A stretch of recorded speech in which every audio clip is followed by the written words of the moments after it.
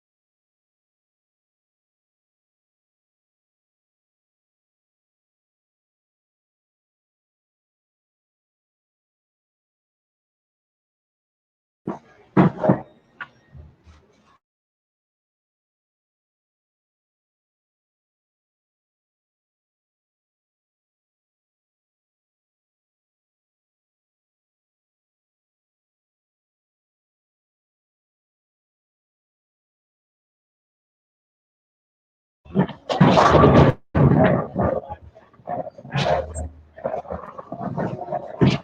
morning, everybody, and welcome back to Lodi Lanes here. Day 2 of UBA World Championship Series title match weekend here at Lodi Lanes, Lodi, New Jersey. Yesterday was day 1. We had 3 title matches. We had the heavyweight title match, where we have a new heavyweight champion in the Northeast, the undefeated George Williams from the replacements. And we saw the uncapped tag team champions continue their undefeated streak as well. Dysfunctional Bowlers, Dave Nagelhot and Matthew Bryan, as they swept Suicide Squad's Barry Allen and Alan Lewis.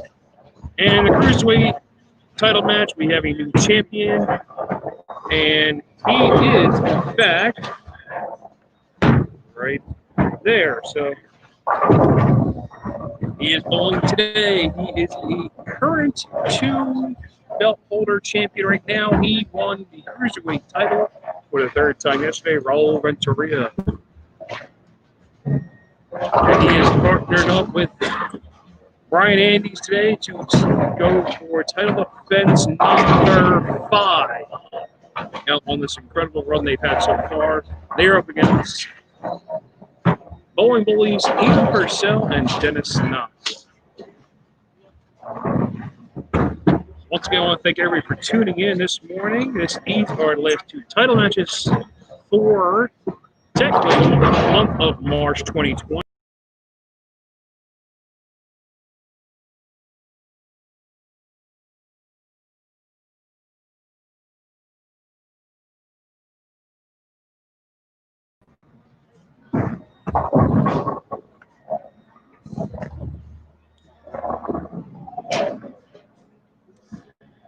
And we're going to be underway. So we got the Classic Tag Team title match, Dysfunctional Bowlers, Raul Renteria, Bryan Andes, taking on challengers from Bowling Bullies, Knox, and Purcell.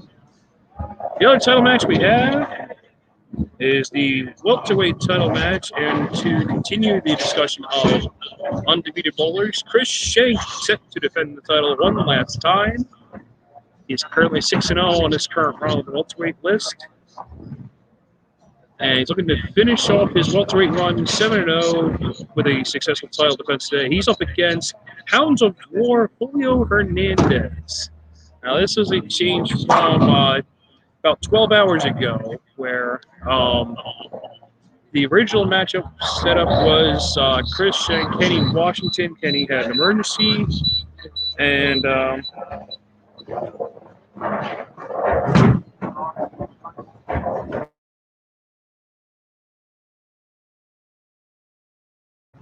guess I'm going to have to come over here and say hi. oh yeah, you'll yes. Kenny Washington had an emergency, and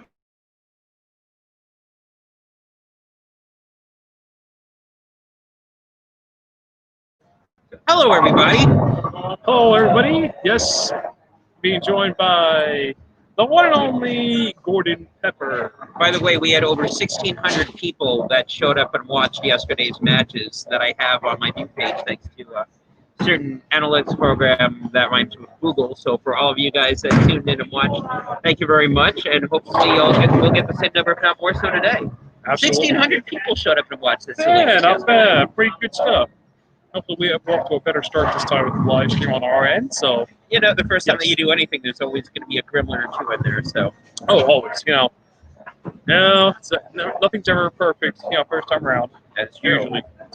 Well, Raul Renteria is hoping that what happened the first time around yesterday happens again today. Yes, Raul Renteria looking to stay perfect this weekend, and he's 1 for 1 so far. This time he's looking to go 2 for 2. He successfully won the Cruiserweight title yesterday, 4 games 2 over Class X Philip. He's not going to repeat the performance here today. This time teamed up with Bryan Andes. And like I said, he's looking to make it 2 for 2. He's also looking to make it a 3 for 3 Dysfunctional Bowlers title match weekend. That is true. That would be a great weekend for them. By the way, the last time Renteria held on to 2 belts at the same time as a couple months ago, and that lasted 24 hours. Yeah, just 24 hours. So He's hoping to extend that record. I'm sure he wants to extend that. Well, he won't have 24 hours. If he were to lose today, it'd be more like, I don't know, 23. Well, depending if this match goes 7. Yeah, that is true. Yes. So we're gonna go back and forth between the 2 title matches. So the main focus will be on the Classic Tag Team title match.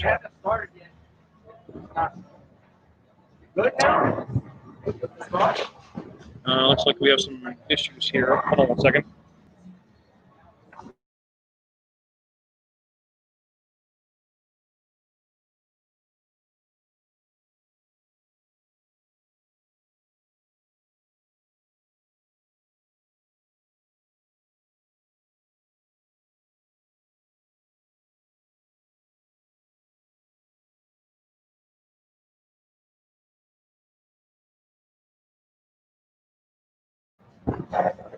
So we're starting the first match of the tag team matchup, and it didn't score a game in the first frame. Raul Renteria gets a redo. He had a spare the first ball. This time around, he has a strike. Doing that right now, Raul Renteria and Dennis Knox. Yes, they can. I unmuted the mic. Raul Renteria and... They can hear you, yes. They can hear me. I just can't hear them. That's the external mic. Oh, excellent. Those just here. They can hear you. Want it there? Okay. They can hear you. Hello, Mike. Well, they can hear you pretty clear. So. Excellent. Yes. Oh, absolutely. Yeah. They can hear you pretty well. So. Friends, moments, countrymen, lend me your earpiece. That's fine. That's okay. Okay. As long as we got a mic, that's fine. Okay. So we're starting out right now. The welterweights are starting with strikes, except Chris Schenck has the first non-strike in game 1. Over here, Dennis Knox and Raul Renteria are starting the first game in the Classic Tag Team action. Now, for those of you that are new to Classic Tag Team, here is how this works. The first bowler must bowl 3 frames, and they can tag whenever they want. They must make 4 tags, no more, no less. Exactly 4. And then obviously that would be the best of 7. Also, the person that starts the match in terms of throwing the first ball, or shall I say, the game throws the first ball, must throw the last shot of the game in order for it to count. And Raul Renteria will be the first person to not throw a strike over here in the tag team matchup. Dennis Knox gives the Bowling Bullies a quick lead as we start game 1 here and start game 1 there. And hey, John. Hi. How's everything going? Everything's pretty good. Everything is working pretty good. We're it's a good start here. We're at Lodi. So, by the way, my name is Gordon Pepper. I'm the operations manager of the UBA. I was entertainment director. I'm now operations manager. Yes. And I will say this: I love doing the World Championship Series. Clearly, I love doing the World Championship Series stuff. That's why I'm doing this. And I'm helping out for John. John is the Northeast World Championship Series coordinator, and he's done a fantastic job over the years that he's been doing. I appreciate it. Thank you for it. But it's true. I'll let the accent speak louder than words. Something like that. Yeah. Yeah. So, anyway, going over to the tag team matchup right now, Dennis Knox has a chance to build an even bigger lead for the Boardwalk Bullies. No, that's the Bowling Bullies. Yeah. Good job, Gordon. There you go. There's a new team name. Yeah, the Boardwalk Bullies. Yeah, if you want to create a new team, and shout out to the Boardwalk Empire, by the way. Yes, Boardwalk Empire. Yes. But by the way, I would like to congratulate one of their own. Yvette Ford. Yep, Yvette Ford, new Northeast Mixing champion. Yes. I would say, what, a week ago? Week ago, yep, last Saturday. Last Saturday. Congratulations Last Saturday, yes. Absolutely. Great job. It's fun seeing the people qualify and be like, what the heck do I do? And then move up the ladder and then finally win the title. It's always fun to see that. Very nice, yes, absolutely. And you know what? Yvette, that's a good run for her so far. She's right now, I believe, I want to say 6-1. Yes. No. Or 6-1 now. Or she is 6-1. I'm sorry. No, she is 7-1. Segura is 6-1. The only losses that each of those 2 vixens have are to each other. Yes, that was the point I was going to make. Yes, yes, they're combined 13-2, and the 2 losses are to each other twice. I want to see round 3 on that. Yes, I want to see round 3. Yes, so like the boxing match, the 2 fighters, each of them. Oh, absolutely. Rocky and Apollo Creed. Yeah, that's something like that. That's looking to be a fantastic rivalry on the racing side. It's great. Absolutely. A great rivalry developing in the DMV. So that is pretty good. So we can see first shot from Eva Purcell in this match, and it's a 3-6-10. Bowling Bullies out to an early start here. And there's Dennis Knox. Hey, Dennis. And we're joined by the other half of the challenge with Dennis Knox. Dennis Knox taking a small break, letting Eva get a little action. Dennis focusing on the match. That's all right. So I think so far, Dennis liking what he's seeing. Oh yes, absolutely.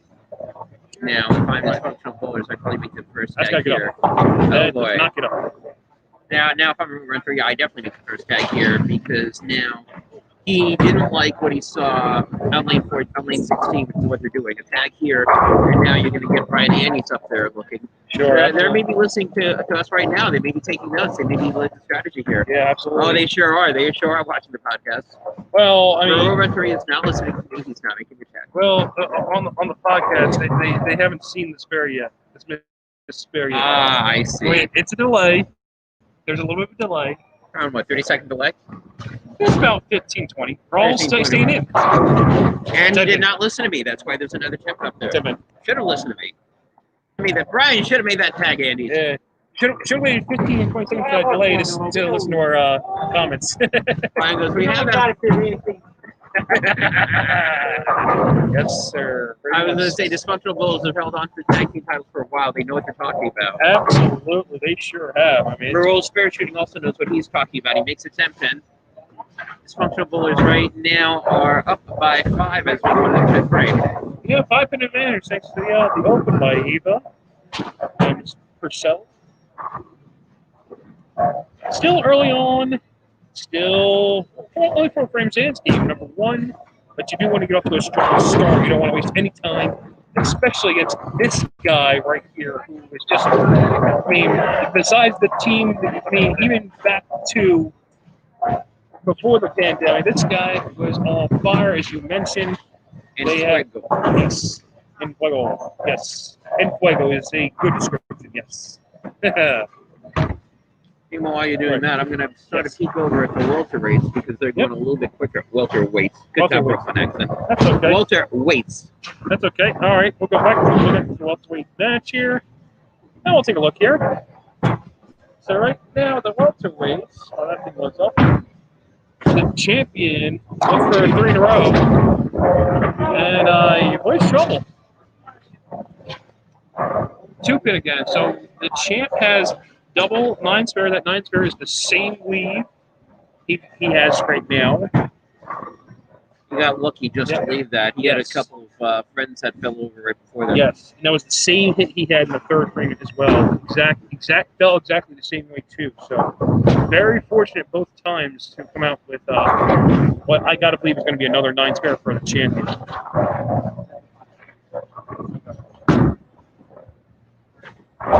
And sure enough, it is. So 6 frames through in game number 1. The champion down 1 pin. It's a close game here. Game number 1. Both bowlers on a spare. Yeah, that's going to be a fun matchup. When I wrote the concept for my predictions, I thought both of these are going 7. Yeah, absolutely. Yes. Yeah, and Julio, let's talk about Julio because this should not be Julio over here. This should be Kenny Washington. Let's chat about that. Yes, absolutely. So Kenny got a message late last night. Had an emergency. I'm not going to go into details. Had an emergency. Couldn't bowl today. So he's taking care of business. And we all hope that Kenny Washington's business is taken care of and that he will be back soon, shall we say. Absolutely, yeah. We hope nothing but best wishes for Kenny Washington. So the process of getting the next bowler up on the list, it went down to the winner of the 5-6 matchup. So normally we go down the list, winner 1-2, we get the first crack. That was Rocco Mazza. He couldn't make it today. 3-4. They were it's a double drop. One went off the list, another one's going to be off the list because of cruiserweight. So and that's one of the reasons why you don't do that. Just when you're on the top, you don't automatically take the L just in case. Oh wait, time match coming. Yeah. Oh well. So we go down to 5-6, and the winner of 5-6 was Julio Hernandez. So he was next man up, and he said, "Let's bowl." So that's how he's here, and he is taking advantage so far of this opportunity here. He matches Schenck in the 7th frame, keeps the 1-pin advantage. It is. By the way, on the classic tag match, they finally have a tag over here. Tag number 1. And a very quick tag to Raul Renteria. That's now tag number 2. Yes, we'll go back to that after Julio finishes up here in the 8th. All right, leaves a 10-pin. All right, so we'll go back and forth here a little bit. So classic tag team title match. Bowling Bullies with some struggles since Purcell came into the match. And Dysfunctional Bowlers have taken advantage pretty much to the fullest here since the open in the 4th frame. Dysfunctional Bowlers with strike spare double through 6. Bowling Bullies unopened in the 6th with 101. And Raul Renteria looking to go 3 in a row. He leaves a 4-pin. So they are on 2 tags right now. Dysfunctional Bowlers. Bowling Bullies so far on 1 tag.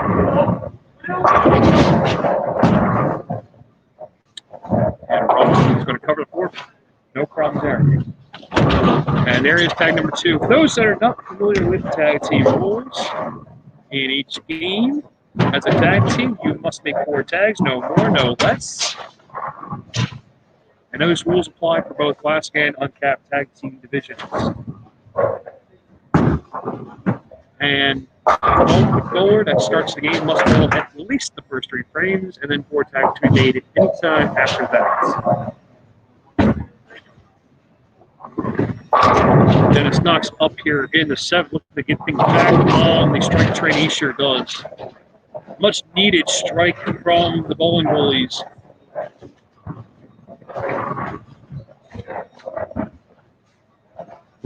As they are trailing in game number 1 by 28. They cut into that lead with another strike here.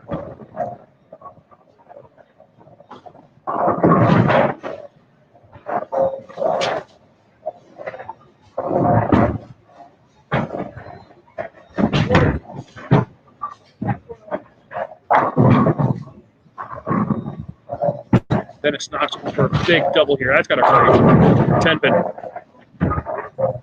Ball's traveled a little too far down lane. 6 went straight to the gutter. Nope, we can get 10 out. And then it's going to be trouble for our Bowling Bullies here in game 1. See the spare shot here, and then we'll go back to the welterweight title match.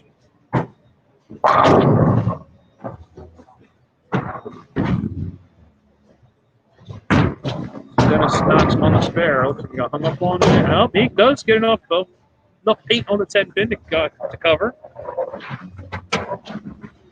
So spare in the 8th frame for Dennis. And the team still trailed by 28. So we'll go back to the welterweight title match here.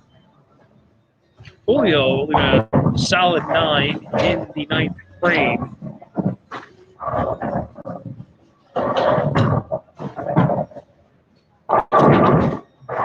With the spare, however, we will keep this a close game. Big spare opportunity here for Julio Hernandez.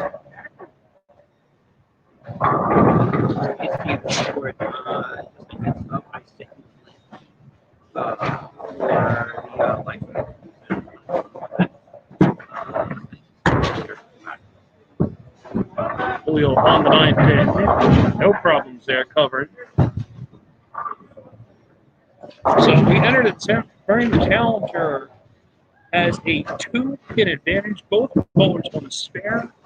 Julio will get to close out the 10th frame first, so he needs to fill 29 in the 10th to give him game 1. Anything less than 29 in the 10th, and the champion gets to step up in the 10th with me. So we're going to stay right here. See what Julio can do.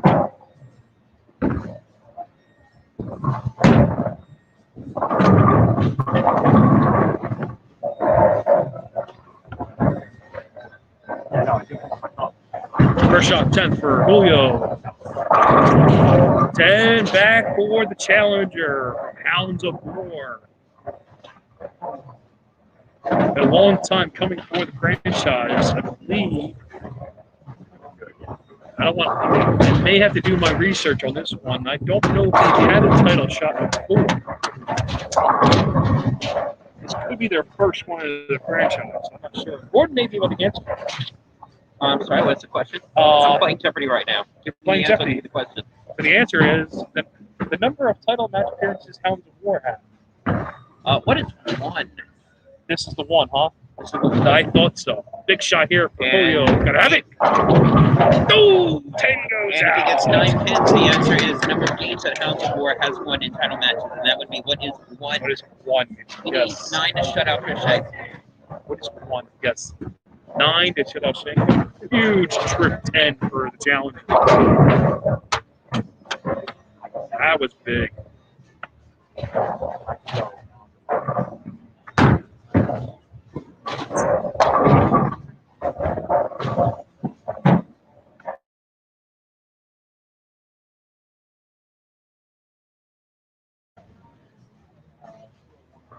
Julio needing 9 for the game 1 victory. He gets 10. Julio Hernandez on his first title match appearance finishes strong in 10th frame. He strikes out for 228 and has a game 1 victory. I'm actually surprised I do not see one Nante up here. Feliciano has been with him every single game. Now, granted, this is a little bit of a surprise. Yes, this was a surprise. Like, Julio wasn't even given, like, he was given less than 12 hours notice on this title match. So, I don't even know if he was awake at this time. I have no idea. So, I'm sure he's watching. He might be bowling league Sunday at, I don't know, some place in Yonkers or someplace in New York. Who knows? Paradise. Paradise, yeah. Probably Paradise. That's right. By the way, shout out to Paradise Lanes and Miguel Carrion, the owner of Paradise Lanes. Shout out. Yes, Miguel Carrion. The first multi-belt holder. Yeah. In the UBA, the first. And I believe he's still on one of those lists, and he's already said he wants to come back. Yes. Yes. Him and Danny Santiago are on the Classic Tag Team list. So, yeah. Let's look over back to Classic for 1 second. Right, we are back to Dennis Classic. has made this semi-interesting. Semi. Yes, semi. Yes. Well, Bryan is going to start the 10th frame here. I believe Raul's got to finish. Well, they don't need a mark. They do need 8. They cannot afford to have a big 4 or a Greek church or a golf shot or anything else like that. No. Bryan needing 8. Well, 10's pretty good. That was an ugly cross, but it looks really good up there on the screen. It sure does. That will clinch game 1 for Dysfunctional Bowlers.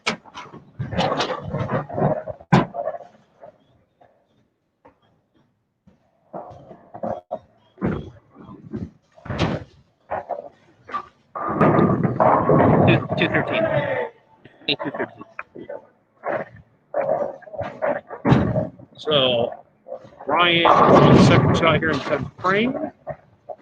And Raul's got to finish the game. And I'll give him their 4th tag. So, Bullies did strike out from the 9th frame on. They got the last 4 to go 201. However, only needing 8 on the first ball made it pretty easy for the Tulsa Bowlers for the win. Bryan Andy's throwing the first hit in 10th, giving them a turkey, followed up with a 9 count. Dysfunctional Bowlers in the 220s this game. So. 430. 430 cap on 5. And then on cap it's press.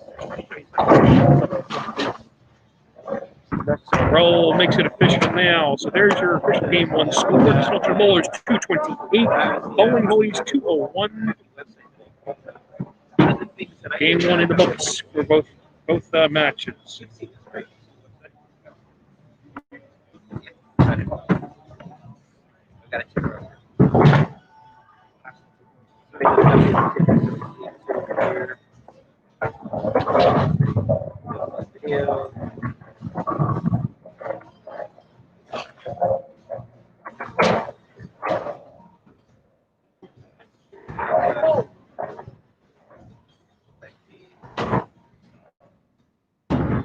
We'll stay right here to start game two of this classic tag team title match. Purcell for Bowling Bullies starts off and leads like forfeit.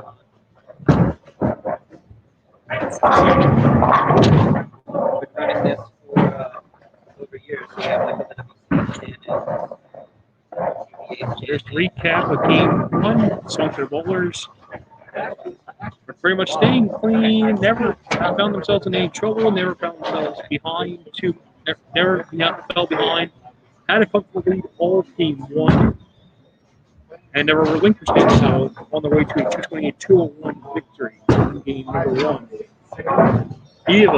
On the 4-pin. No cover.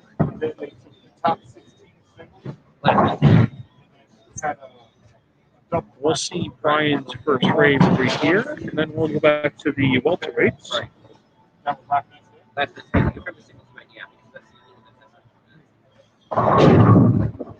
even though you weren't paired with somebody, I mean, you were paired up with him when you were against. well, 5 and 6, right? And then they had a standards. Right. Top 16 came to cut to the cash. Right. And they took the number 1 and 16 seed and made them a double.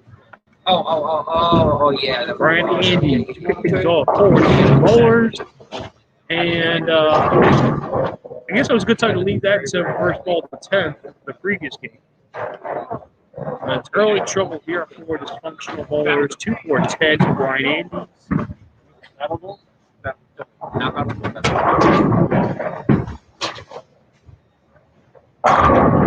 My very first one.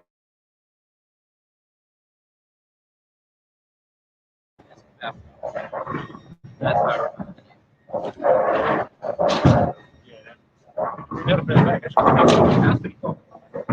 how Bryan 2-4-10, maybe. Sure has it. He covers a perfect execution for Bryan Andy. They are all tied up after the first frame.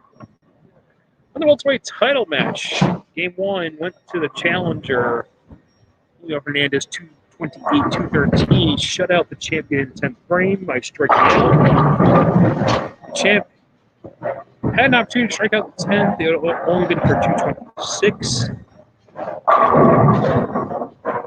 So Julio Hernandez taking care of business in game one. Game two, however, he's in an early hole. He opens the first frame, nine-pin fill first. The champion, Schenck, responding to the Julio Hernandez double in the third. He brings the double of himself to the third frame. And the champion with a 11-pin advantage after three. Champion Schenck, so far in his short WCS run here on the welterweight list, 6-0 so far, including a title match victory at 30 strikes against Dark Legends Don Plummer, and a successful title defense match February at the Northeast Unholy Alliance against New Jersey Scorpions Joey Calixto. And right there, Schenck showing why he is undefeated, putting on pressure, strikes on his opponents, and turkey nail for the champion.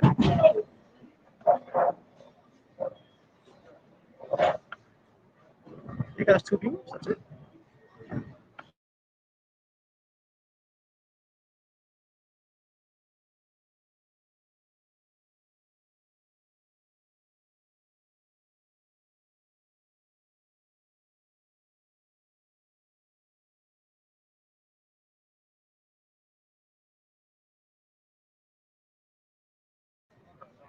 Julio Hernandez up in the fourth frame, looking to respond. The lane, 4-pin. Will not cooperate, but Julio fortunately just the 2-pin.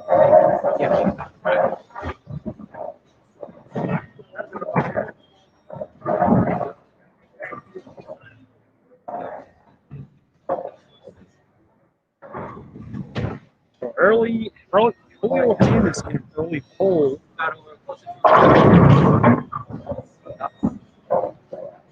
Should have no problems on the spare opportunity. To have been pretty textbook pretty much. Should have this.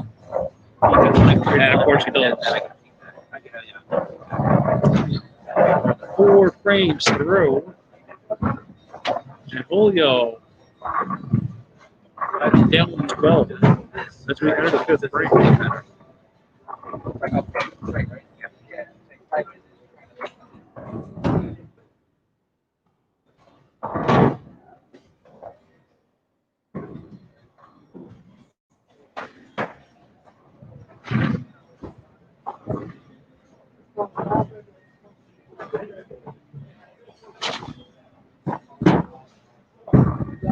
Julio working on his spare. White picks it goes. He gets the 10 to go out. Big strike for the challenger.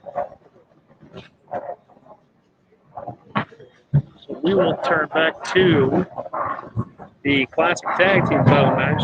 Dysfunctional Bowlers leading 1-0.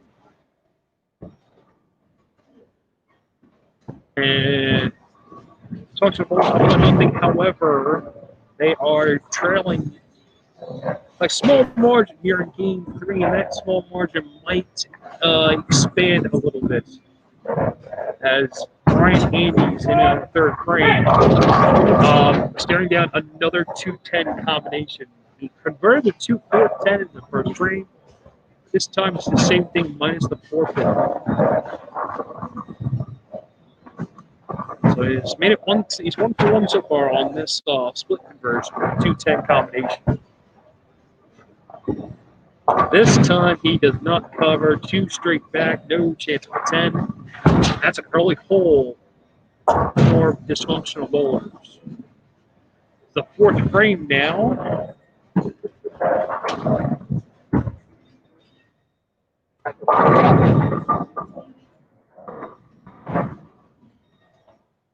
And Raul having to tell Bryan, oh, wait a minute. Hold on. Missing the 10 pin here on the rack, so.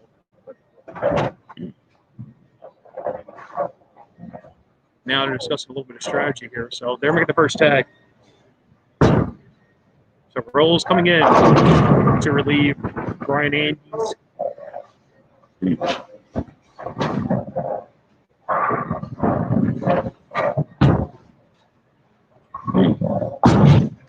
Raul looking to spark something up, and that is not how you spark something up. That's if anything, that gives a lot of confidence to Eva and Dennis, seeing that 4-6-7, and their lead's going to expand on this unless we see something bounce out here.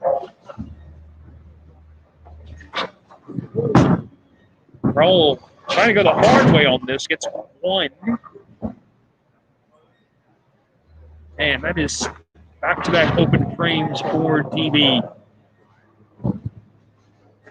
And that lead for Bowling Bullies went from 1 pin to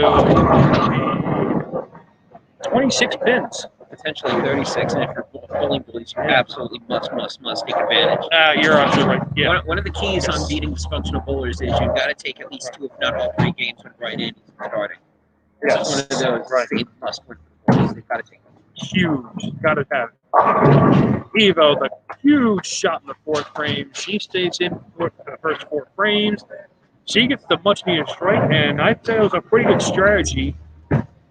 She got 2 strikes on that left lane. She did not strike once. I'm sorry, she got 2 strikes on the right lane. No strikes on the left lane. So good time for a tag here. And smart tagging is one of the things that Dysfunctional Bowlers are really, really good at, is knowing the bowler strengths and weaknesses, figuring out the lanes, and then making the appropriate tag. Exactly, yes.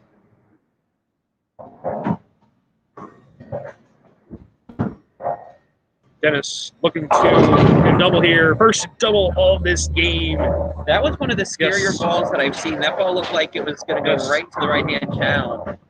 But one of the things about Lodi lanes is that if you throw it on the right-hand side, it will hook viciously and you will be rewarded as long as you don't throw it out too far. Exactly, yes, absolutely.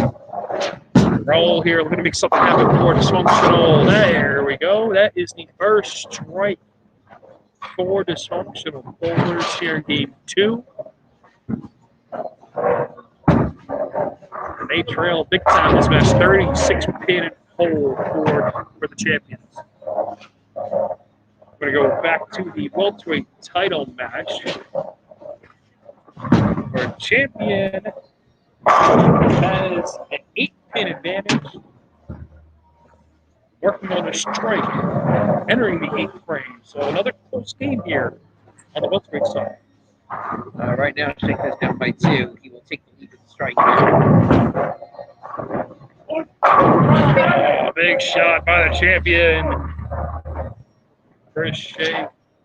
Huge shot there.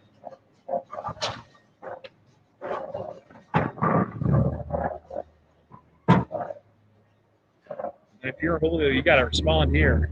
Gotta respond back on this shot. These next 2 frames, they gotta be strikes, put the pressure back on champ. Well, we've already seen the champ has not been great finishing in game 1. And if you're Julio Hernandez, you're absolutely right. You've got to put the pressure on so that you force him to finish game 2.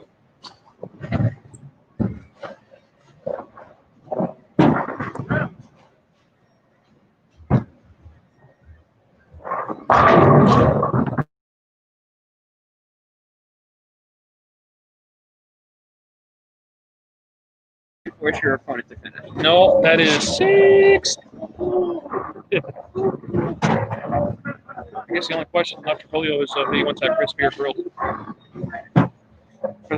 For his I was games. going to say, you better not leave a hole in the bucket at this point. If he leaves a hole in the Zing. bucket, then he will not be getting any receipt or change for game 2. No, he might be short. Yeah. Real short. That was an ugly ball. But Dennis Knox. Oh, yes. We're still up by a decent amount as long as he makes the spare. You don't want to open. You do not want to give this Dysfunctional Bowlers a chance to get back into this one because they are really, really good about taking advantages of other bowlers' mistakes. Yes, big time. Julio does prefer lucky. We'll go back to the classic tag team match. Dennis Knox. He was 2 for 2 to start this game on his run. 2-7. Oh boy. And he sends the 2 straight back. And that is a key open. That is exactly what Dysfunctional Bowlers needed there.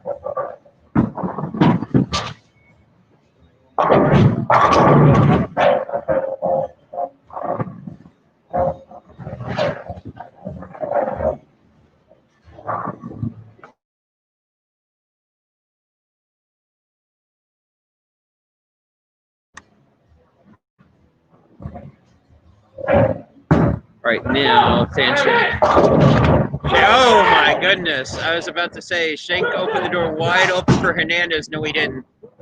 A late 4-9 pin trip. However, speaking of not opening doors for people, John is going back and forth, flipping the camera back and forth on me over here. I'm like 5 seconds late all the time. Speaking of 5 seconds, speaking of 5, there are 5 pins. But 5 pins, Greek shirt. There are 5 pins up and there are 5 pins down. Yeah. That is a lot of fun. All right, well, that strike was big for Schenck. We're now going to 6. That is a very makeable spare for Schenck, and he better make it. My math is correct. He needed the first strike to eliminate Julio Hernandez in game 2. That is clearly not. So Hernandez has got a shot to steal game 2 here. Of course, it'll make life easier if Schenck chops, and that's exactly what he did. 10 pin is up there, and now John Dansbury is going to tell me what Mr. Hernandez needs, because I know that Mr. Hernandez is not locked out of this game. Strike 9. Strike 9 is a winner. Strike 9 spare is a winner. Wow. And that is, Schenck had this game all under control. It looked like we were going to go 1-1. We still could go 1-1, but now all of a sudden he's giving Hernandez a chance to win this. Yeah, well, that 7 count could have got the possibility of tie. Needs a strike here for possibility of no 10-10. And Schenck will survive game 2, and we're tied 1 game apiece in the welterweight match. And it looks like we come very close to being tied 1 game apiece in the classic tag team match. And Daddy Schenck is here too. Yeah, Daddy Schenck with the fist pump. Yes, absolutely. Yeah, let's chat with Daddy Schenck over here. Here, come hang out over here, Daddy Schenck. What's up? Yeah, right here. Have a seat. Have a seat. There you go. What's going on, everybody? We're doing by Chris. Yeah, we're allowed to talk. Absolutely. What's going on, everybody? We are here by Chris Schenck Sr. of the Strike Tyson. The artist formerly known as Strike Tyson. Oh, sorry, formerly known as Strike Yes, Tyson. I'm now Black Machismo. Black Machismo, you heard it. There you go, you heard it from him. So what do you think? What do you think of your son so far? I mean, he almost slipped up there. What's going on? Yeah, he got a little lucky, caught a break. But, you know, that's part of the game. We catch breaks. There you go. Yeah, I'm extremely proud of him. There you go. And the future is bright for the boy, man. He's going to be a beast. Yeah, so speaking of the future, so this is his last welterweight match. I'm not sure if you know that he will be a cruiserweight starting next month. Absolutely. So, what do you think about that? I mean, Cruiserweight division's in trouble. Cruiserweight division's in trouble already. Absolutely. I'm calling it already. Cruiserweight division's in trouble. We're seeing Dad in the heavyweight. We will see that this coming season. Dad is going to go on the heavyweight list into the WCS and see what happens. Let's go. Here he comes. Absolutely, we're gonna have fun with this. There we go. So there's your final game 2. The champ wins 210 to 202. We're all tied up at 1 game apiece. We're gonna go to that moves to the welterweight. So now we're going to go back. We're going to stay with the classic tag team title match here. I'm going to be getting involved in a lot of stuff this year. I'm going to venture out and try this tag team thing out. See how that works. You and the champ? No, I don't think we fit. Okay. Myself and Rob. Okay. I'm gonna test the waters to see how that works out. All right, watch out, WCS. You know, cruiserweight division in trouble. Welterweight, heavyweight division. Not in trouble. I stink. Well, we hear that all the time, and then we get surprised. You don't know what happens to the night you get out there on the lanes. Tag team division, watch out. So we're Don't forget, man. Hey, absolutely. Anytime you want to join us, Chris. Absolutely. Thank you again. All right, guys. Schenck Senior. Black Machismo. Yeah. No longer Strike Tyson. Black Let's speak in a tag team here because, Boardwalk Bullies. Boardwalk. There you go again. Here we go again. Bullies. Over under on how many times Gordon says Boardwalk Bullies. At least 8. Bowling Bullies were on their way to the pay. We're on the way to the pay window here, ready to tie this match up. However, they had 2 straight opens and a spare.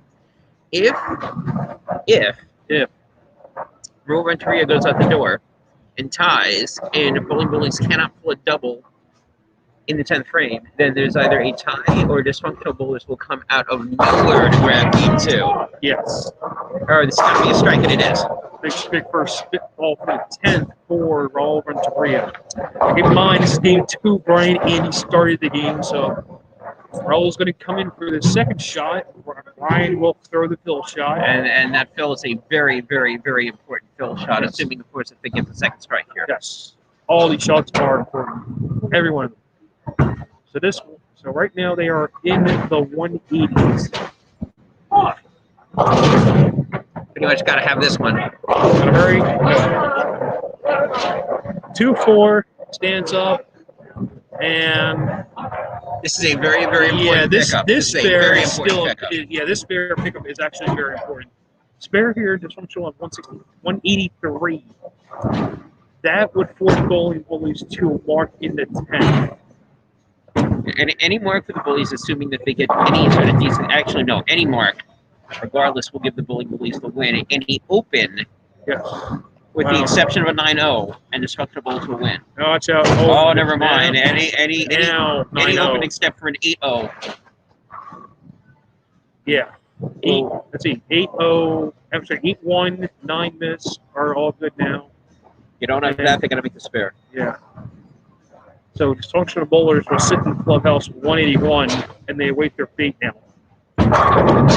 Bowling Bullies must, and I mean, take this game. Yeah. 4 tags in. This is all Eva Purcell here in the 10th frame. Eva, this is for game number 2 in a tie to match. 7. Hold up. She must make the spare to win. What is it? Wait a minute. Wait a minute. Wait a minute. What do you mean? What do you mean? Wait a minute. No, that's what's usually said. Wait a minute. Wait a minute. Wait a minute. Wait a minute. She must make the 2-4-5 to win game 2. If it is 2-4-5, Yes. they win. If she gets 2 pins out of She's this, been- it is a tie. In a tie, we have a 9-3 roll. If she gets 1, Dysfunctional Bowlers we'll get another Christmas gift.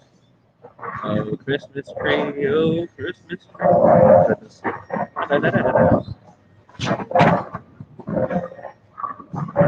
Leave on the 2-4-5. Must make it win. She does. That was a clutch spare. You want to talk about clutch spare shooting? That was a absolutely, clutch spare. yes. That is easily choppable there. Yes, Dennis looks. I don't know. Dennis doesn't have a lot of emotion. Yeah, He's like, grabbing the heart. Dennis is like, okay, I'm a little relieved now. It's now 1-1. It's 1-1 now, so. Yeah, That I was a think close one. I think that if they went down 0-2 on this, you would see Dennis trying to see if he can squeeze his body into one of the lockers.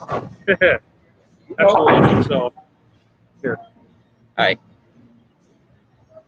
You keep talking. Sorry. Dansbury is doing something while he's working on tech. I'm in chat now. Chatting's always fun. Game is already numerically out. Game is just adding pins to the victory margin here, and it's a good thing that she did that now and not on the first call. Yeah, 7. Oh, 7. Oh, that could have been a disaster for the Bowling Bullies. In this my case, goodness, they escape, and I mean that ever since the word Bowling Bullies 189 to Dysfunctional Bullies 181. In a slop fest, we are tied at 1 game apiece. Yeah, absolutely. You are right about that one. I mean, my goodness. That was a little bit, a little bit of a rugged finish there. A little bit scary. Yeah, a little scary, but nonetheless, they come out with game 2 victory. So All right, I'm going to go update the website. I'm going to give this to Jonathan Dansbury. there we go. So there it is, your final in game number 2. Bowling Bullies 189, Dysfunctional Bowlers 181. We're all tied up here at 1 apiece, and we will turn to the welterweight title match, where that is also one game apiece. Schenck survives game 2 after the 3-6-10 and 10th frame of that game.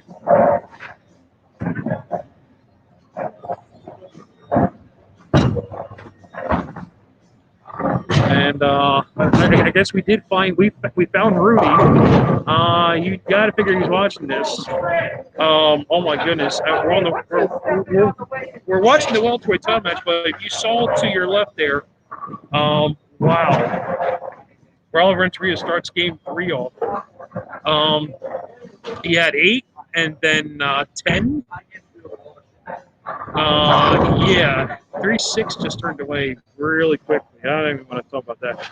But nonetheless, welterweight title match, 1 game apiece. Rudy is watching this. He's chiming in. Of course, got to root for the teammate here. Hounds of War looking for their first belt holder in their franchise's history. So Rudy is definitely #1 supporter right now. Well, all right, maybe like 1B, 1A is actually here in attendance. So, actually, 1A and 1B. Rudy's 1C. So, but definitely, keep watching this matchup. Right now, we're halfway through game number 3. It is Julio who leads. That's game 3. He's got the first 3 and a pair of 9 spares, 5 to start this game. The champion He had the first two before he missed a single pin, followed up with 8 spare and a strike, range 4 and 5. So right now, Julio with a 21 pin advantage here. We enter the second half of this game, and he snaps the 10 out for his 4th strike here of game number 3. 4 for 6 so far for the challenger. The champion, however, cut into lead here, working on a strike.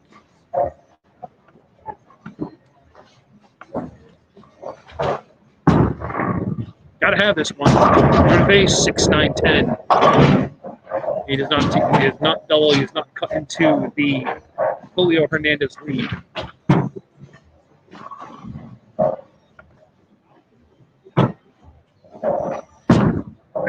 Rudy. Rudy, absolutely. You've done a phenomenal job. Hounds award so far. And yes, your crews are doing pretty good. Julio holding his own so far in this big title match to end 2019-2020. So Chris Schenck makes the spare. He still trails by 21 here in the 7th frame.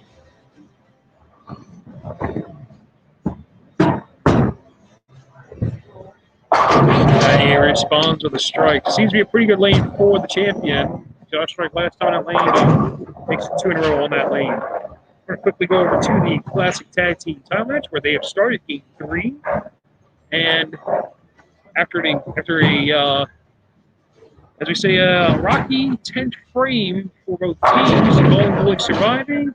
Dennis Knox starts the first 2, and it leaves a week 10. So far for Bowling Bullies, they will have a lead. Will they have a lead? Yes, they will have a lead. They will have a lead regardless of the spare opportunities. It doesn't matter who makes the spare. Dysfunctional Bowlers started this game off with strike. Split, 7-2, and now 9 spare in the 3rd. Raul Renteria, Cruiserweight champion, looking to hold 2 belts for more than 24 hours. This is his second time around holding 2 belts. First time was last year when he won the tag team titles, but then lost the Cruiserweight belt. This time he won the Cruiserweight belt, and this time it's the opposite. It's looking to hold on to the tag team titles.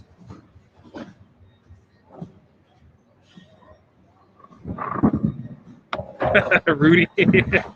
Rudy. Yeah, I guess that is a little fun fact. Okay. Dennis Knox here, 4th frame, ringing 10. Better shot that time. 6 pin this time, went flying around the 10 this time, but it's the same result. It's a 10 pin.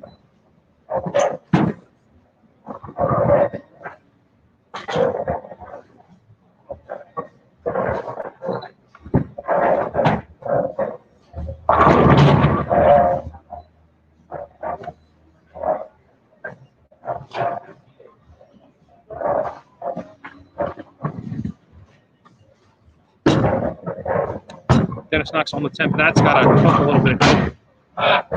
He flags it, and the door is open again. Yeah. Door reopens again for Dysfunctional Bowlers to take advantage, and Gordon mentioned earlier, this is a team that excels in taking advantage of opponents' mistakes, and there is an opponent's mistake, and there's the result. Raul Renteria is staying in after the 3rd frame for this game. He puts down the 2nd strike for Dysfunctional Bowlers. Giving a glance over to his teammate, and it looks like Raul's going to stay in for the 5th frame.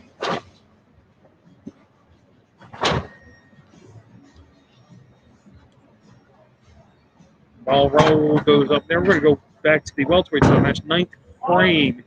The champion, for Turkey there, does not get it. The 4-pin stands up.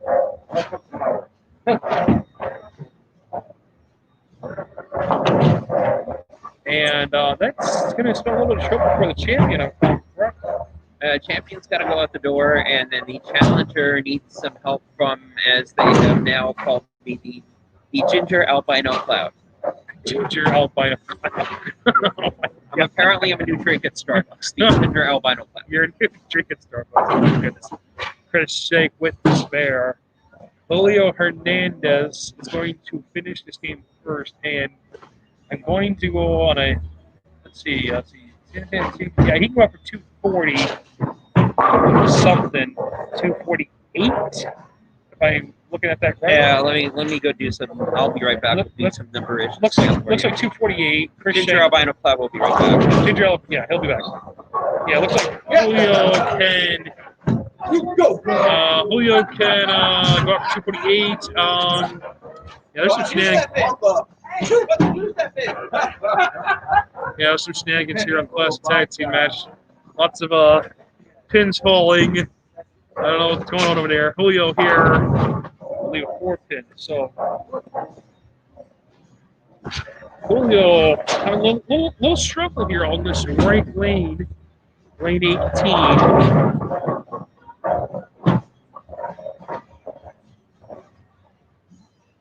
Okay, Mr. Hernandez can go out the door for 248. Obviously, he did not do that. 228 now with the spare. 228, correct. 228. Chris Schenck can go for 216. Correct. So for Julio, well, let's watch the spare shot first, and then we'll draw our own conclusions. So on the Got to get the spare first. He converts. Okay, so 10th frame, Julio leads by 12. Yeah, so not only does Julio need a mark, Julio needs a mark with good count in both frames. Yeah, Since he's on a spare, not in a strike. 9 spare strike or better for Julio, and he will take a 2-1 advantage in this title match. Yeah, so if you want to speak Gordon Pepper bracketologist speak, he cannot leak out more than 1 pin in his next 2 shots. There you go. There you have it. So we'll finish. Rudy chugging in. Rudy chugging in. Hey, Rudy. Actually, I'm now the albino ginger cloud. Thank you. Yes. Big shot here for Julio. First ball to 10th. Gotta have it. 10 pin goes out. Huge strike for the challenger. Big shot for a Hounds of War welterweight. That is big. That's really big.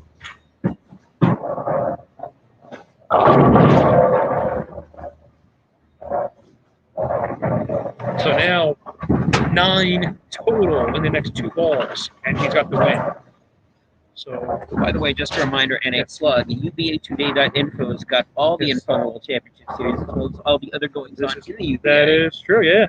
We're up to almost 200,000 hits on the site, so let's hit 200,000. That'll be great. That is one. Oh, that's 8. That's a tie. That's not done yet. Nope. He needs 1. He needs 1 out of 2. 1 out of 2 is good. As we mentioned, 1 out of 2 will be good here. 9 total in 2 balls is a win. He's got 8. And by the way, on the website, that score ticker will be up and open during the Southeast match in a couple of hours. Southeast title match between your champion James Niffen Jr. and the challenger Josh Pittman. That's going to be fun. Right. Yes, absolutely, yes. So Julio needing 1 here for the win.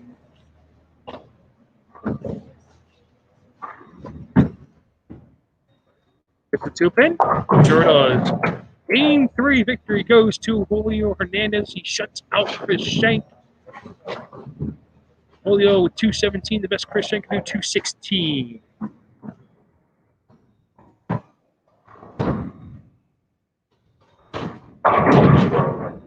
Right now, almost with the turkey for the Bowling Bullies. Yes, I said that. Yes, Bowling Bullies. Hey, you got it right this time. Not bad. Chris Schenck is going to go out and finish. While he does that, we will turn our attention back to the Classic Tag Team title match where Dysfunctional Bowlers, when we left off, had 2 strikes after 4 frames. And after 7 frames, well, it's still 2 strikes. Bowling Bullies have added a double in there after the open frame in the 4th frame by Dennis Knox. Eva will make the 7 pin in here in the 7th frame. So 7 frames through here in this pivotal game 3. Bowling Bullies lead by 21. Entering here frame, both teams on a spare.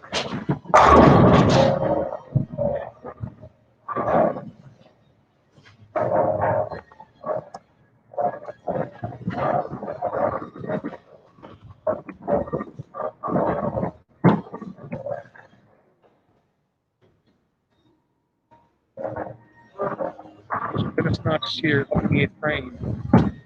Lead by 21. We got to keep pressure on. 10 pin goes. That ball cooperated much better that time.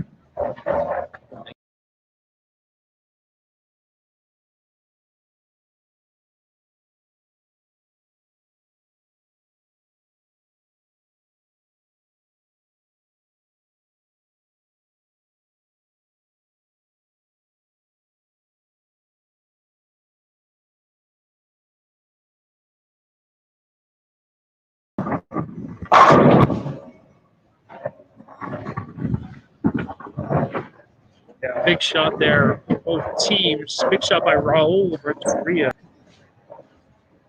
to keep it a 21-pin game.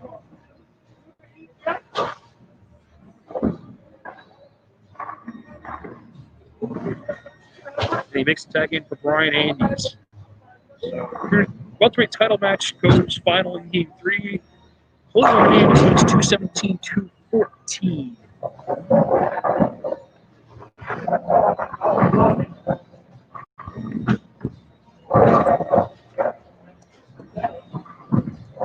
And the challenger in that match now leads 2-1.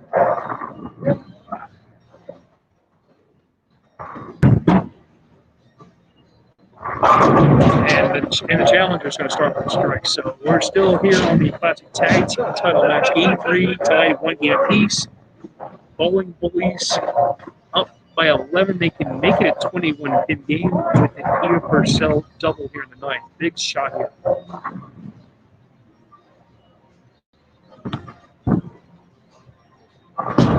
Foundation frame, 9th frame for Bowling Bullies. 7-pin.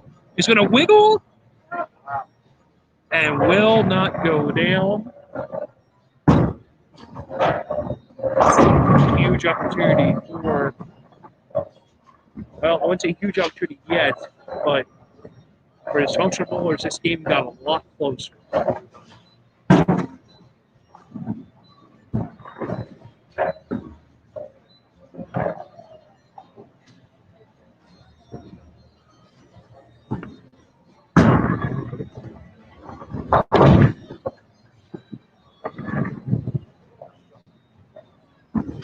Eva on the 7-pin again. She made this last time on Schenck.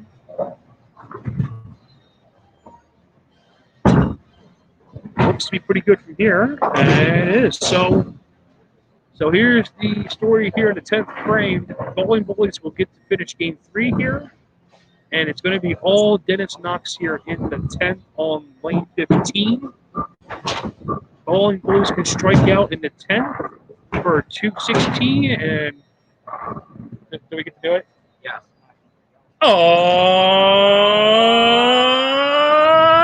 you suck! Sorry, UBA tradition.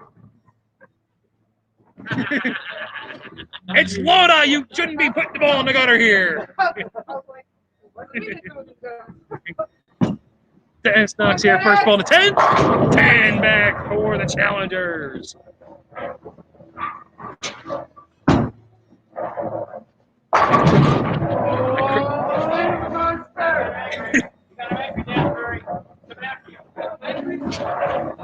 Huh? Angry? Oh, tradition. Anybody in the gutter. I'll give you the same treatment, Julio.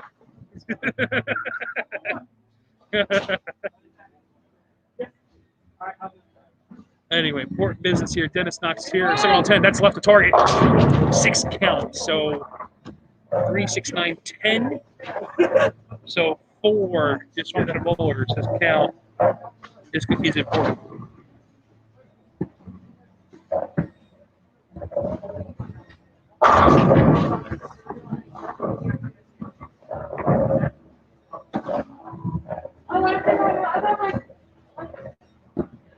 So Dennis is going to use 3 here to force Dysfunctional to get 2 in a 10.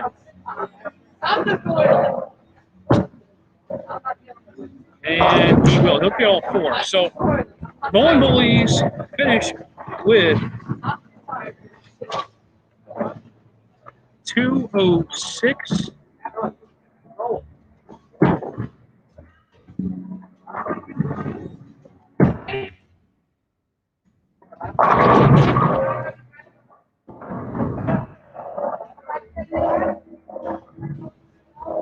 And Raul and Bryan discussing what they want to do here. And Raul's going to go all... It is now 12:01. The bar is officially open. Oh, my goodness. Oh. And Team Schenck just went to the bar. Big shot first. Ball to 10 is a strike. And that's a big shot. So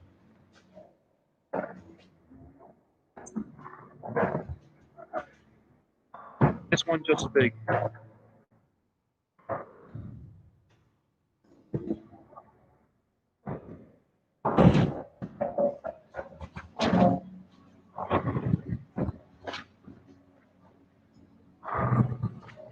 Raul Renteria showing why he is a 2-belt holder here in the UBA. Oh, we've got Yes. drama in tag team land. Yes, we do.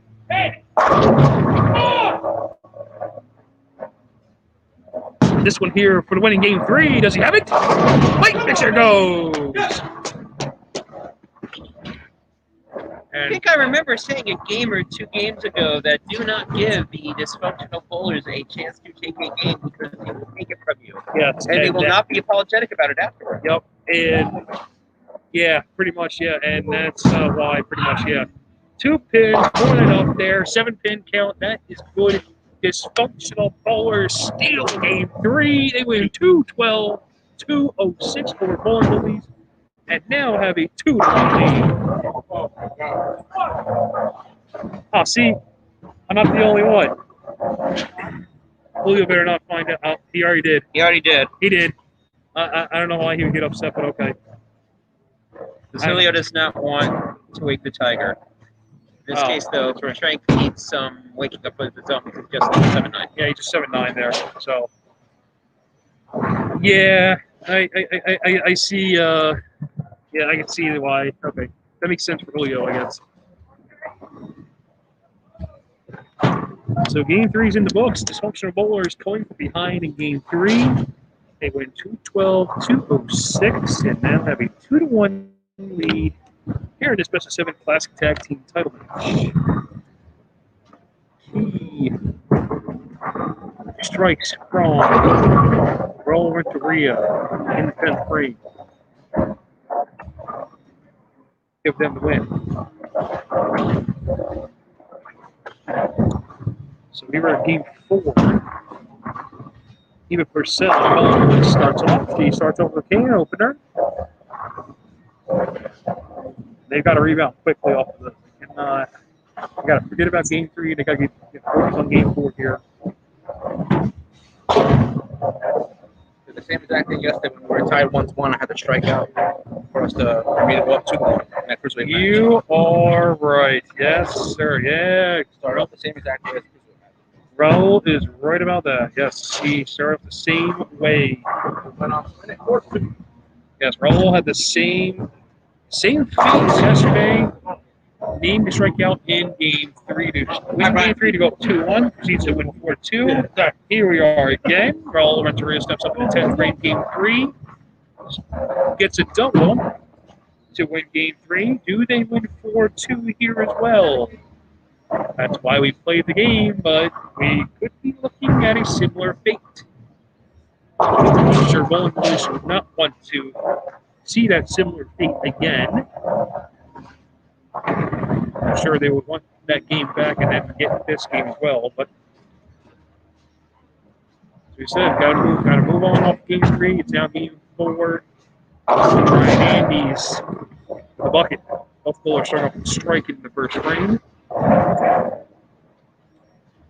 We will go back to this a little later. We'll go back to the welterweight title match here. Earlier in this game, champion went spare the first frame, and a good old UBA fanfare use up in the second frame, called up a spare. Hey, calls, I see it, Chris. I got no comment.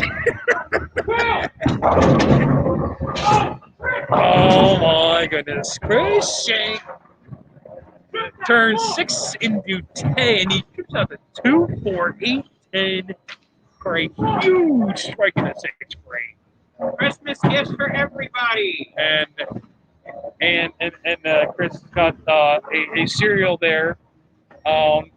Julio. I got no comment. Oh my God, jeez. Julio's. No comment. You have to ask Chris about That's that how one. Mr. Schenck was bowling game 3. He bowled that game like Voodoo's. Yes, pretty much yes. Voodoo. Anyway, the champ's down 29, but he's working on a strike. Cut to the lead. 10 back for the champion. He cuts the lead down to 19 minutes.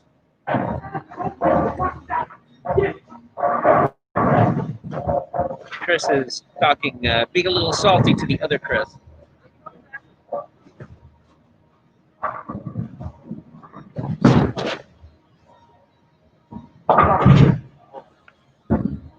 You know, one of the interesting things here about that tag team match is sort of a mixed blessings. You know, there's usually no more victories in the UBA.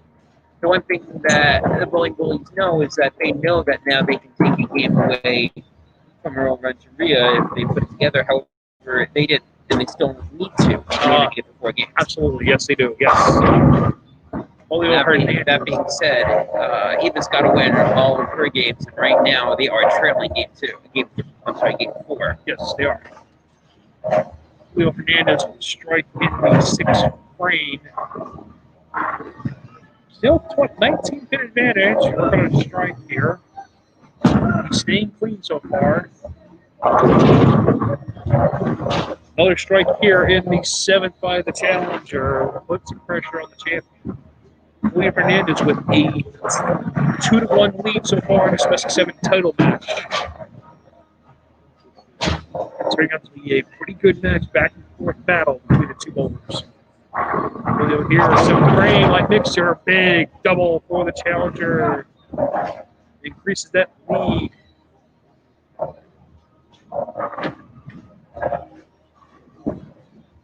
Back to 29, champion looking to respond.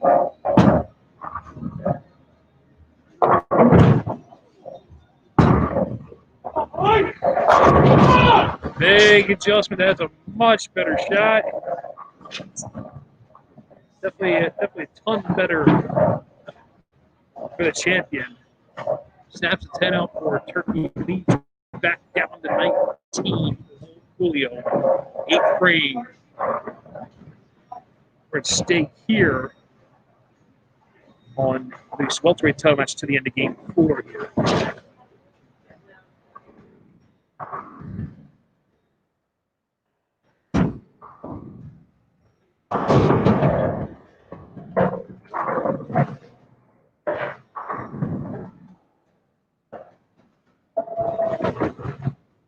Right now, challenger is up by 19 pins in game 4 in the 8th frame.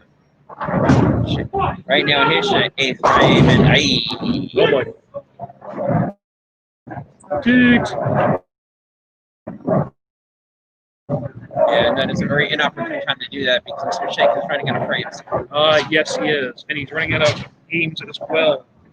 As he is down 2-1. He cannot afford any more mistakes here. Well, technically, he can afford one more, but this game would be the one more. Yes, exactly. Pretty much. However, right now the door is wide, and I mean wide open for Julio Hernandez right now. Take advantage of this. Yeah, absolutely. Yeah.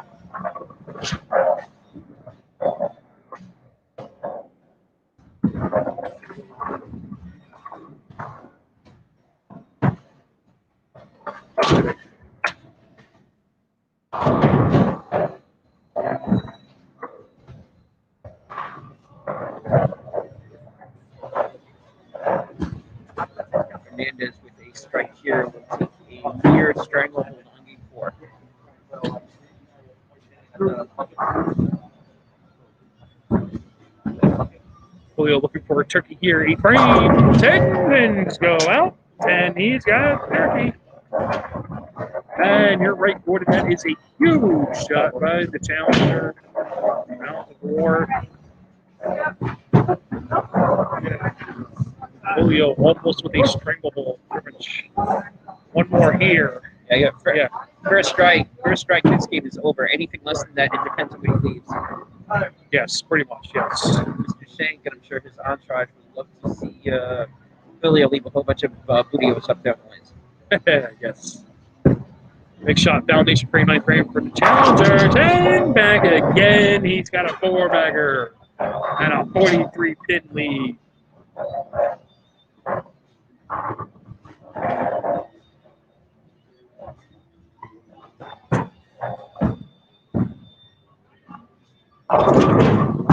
Where's Schenck? Goes high, leaves 3-6, and that's almost gonna It's almost gonna put an end here to game 4. You're right. Right now, the game is almost mathematically over. Julio does not need to show a mark in the 10th, and if Chris does not strike out, Julio does not need anything. Yeah, Julio, in fact, can do whatever he pleases in the 10th frame in order to be the Chris to strike out. So 3-6 for Chris Schenck. He converts. The best he can do, 202. Julio can go out for 257.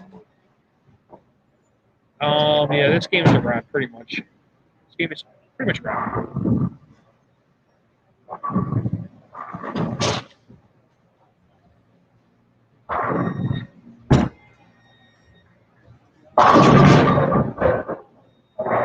Well, the tag team matchup, the Bowling Bullies are currently getting bullied in game 4. And this is one of those games that you wanted to steal with Bryan, which makes the loss of game 3 even a little bit more painful. Because now instead of, okay, fine, we lose this, we're tied 2-2, it's, we lose this, we're down 3-1. Yes, that is a huge hold back from. And well, we got a mess on 16. Yeah, good nice mess there.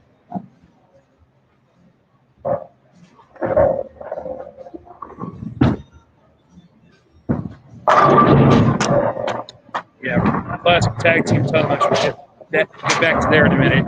Bryan Andes, this 4-bagger. This almost feels very eerily like yesterday's game 3 in the cruiserweight matchup, when Lodi needed that second strike to lock out for Renteria. He doesn't get it. Raul strikes out, takes game 3. Winds up winning in 6, but not only did he lose game 3, Lodi lost game 4 just on the deflation. This almost seems like the exact same thing. And when you lose games that you think in your mind that you should win, when you're up the 10th frame and you don't do what you need to do, sometimes it has a lasting effect into the next game. So it not only costs you 1 game, it costs you 2. It almost seems like that's what it is right now. Dysfunctional are using that momentum at this point to take game 4. And 6. Yeah, right now this is a mess. This is a huge debacle here on Dennis Knox. Eva didn't have a good start, and Dennis doesn't have a good ball here pretty much in the 3 frames he's got in this game so far. I know in League Bowling we win a game that we're not supposed to win. If we're trailing in a game going in 10th frame, and we win a game that we're not supposed to win, either due to that or due to the other team's anchors' misappropriation, shall we say. Yes. We always try to hit it very, very hard at the beginning of the next game and just try to deflate the other team. And this looks exactly like that pattern right now. Strike 9, spare 4 strikes. And right now, the problem is that neither bowler right now seems to have an answer on either the lane or Dysfunctional bowlers. Keep in mind, this is a long game. Bowling Bullies have been there before. They have won 3 in a row to win a match. But right now, they need to start figuring stuff out, and they got 4 frames, at least in this game, to start doing that.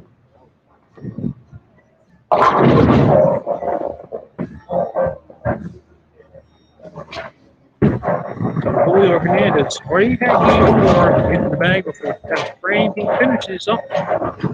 He'll finish with 236, more than enough for the game 4 victory. 236, 192.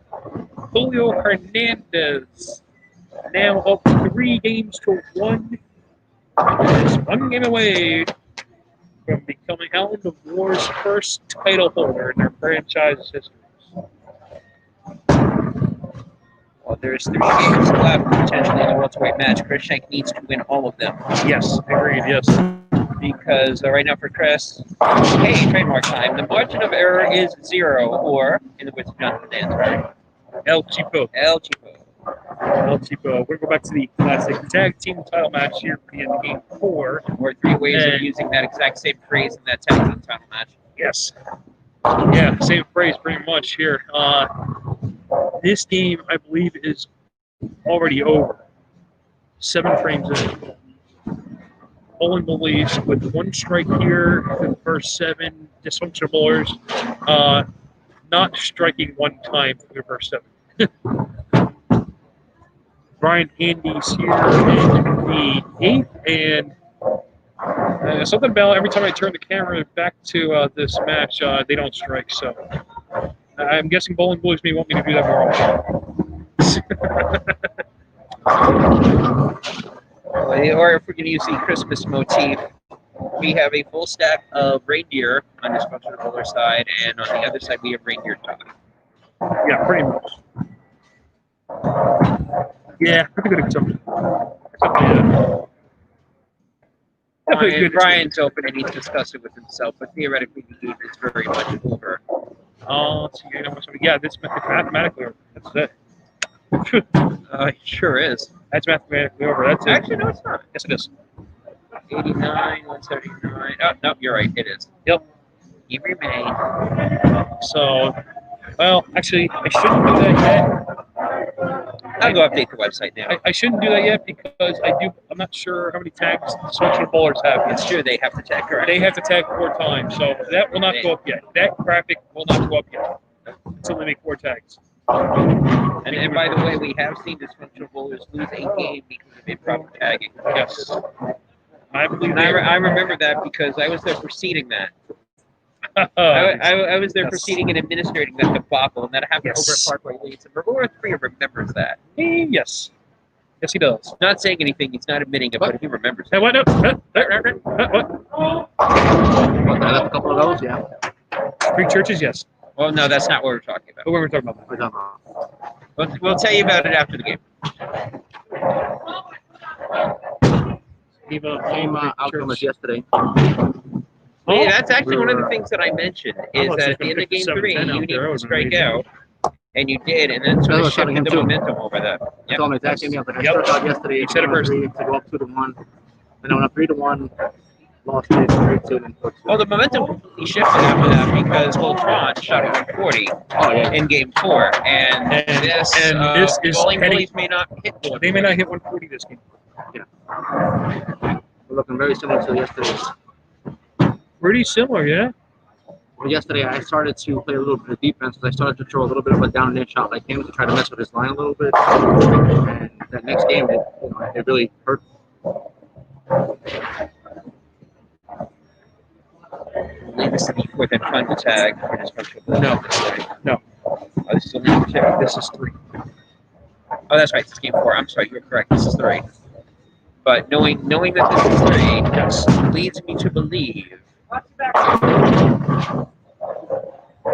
That's back.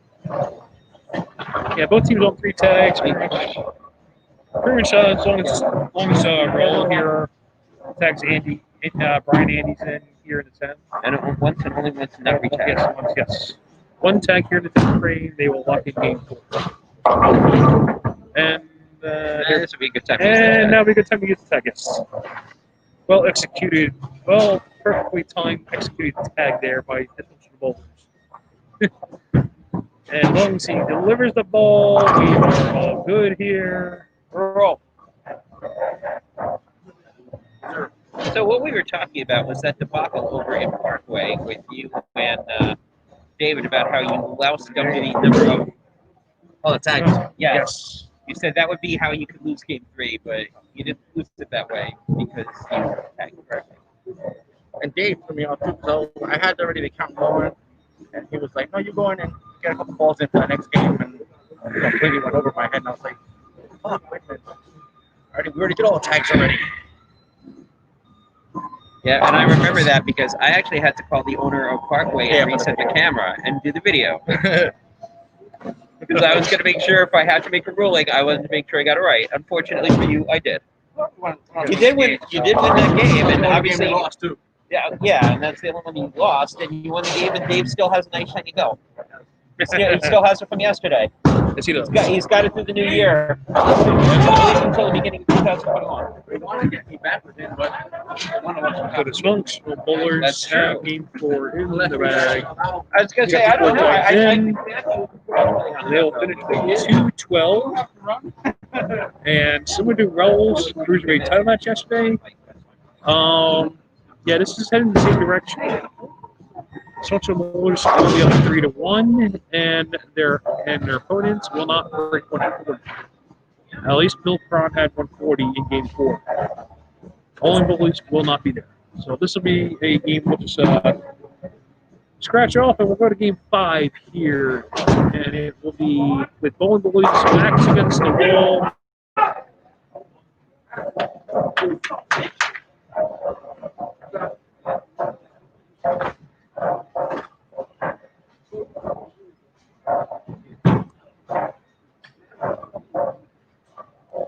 Eva to finish game 4 from 10 pin. So there is your final. In game number 4, Dysfunctional Bowlers in game 4, 2-12 to a lot less. I don't want to say that number. It's on the screen there. We'll just leave it at that. More importantly, Dysfunctional Bowlers are up now 3 games to 1 in this best of 7 tag team title match. Dysfunctional Bowlers 1 game away from successfully defending the belts and 1 game away from Raul Renteria holding 2 belts for more than 24 hours. So, game 4 in Knox.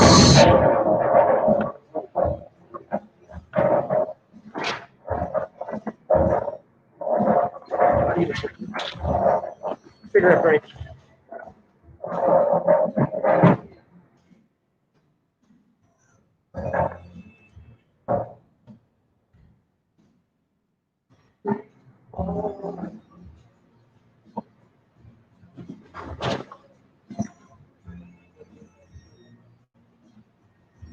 So while there's a break in the action for the Classic Tag Team title match, we will go to the Welterweight title match, which is in game number 5. And Julio Hernandez just absolutely taking it right now to the champion here. Well, not necessarily, but Julio keeping the pressure on the champion. Julio Hernandez up 3 games to 1. He is 1 game away from becoming the new welterweight champion in the Northeast. Schenck not going down without a fight here.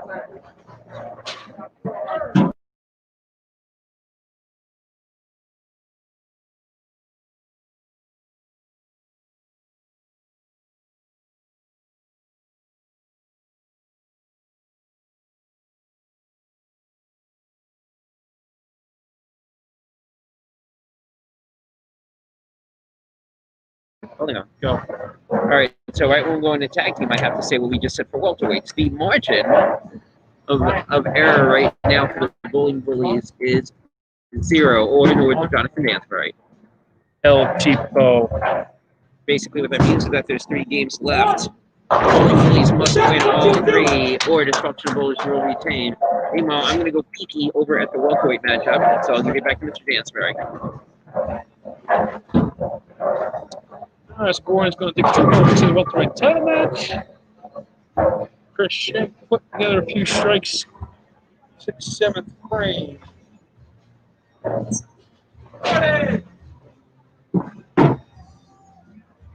Julio needing a strike here. In the 7th frame to take the lead back. 10 pin stands off.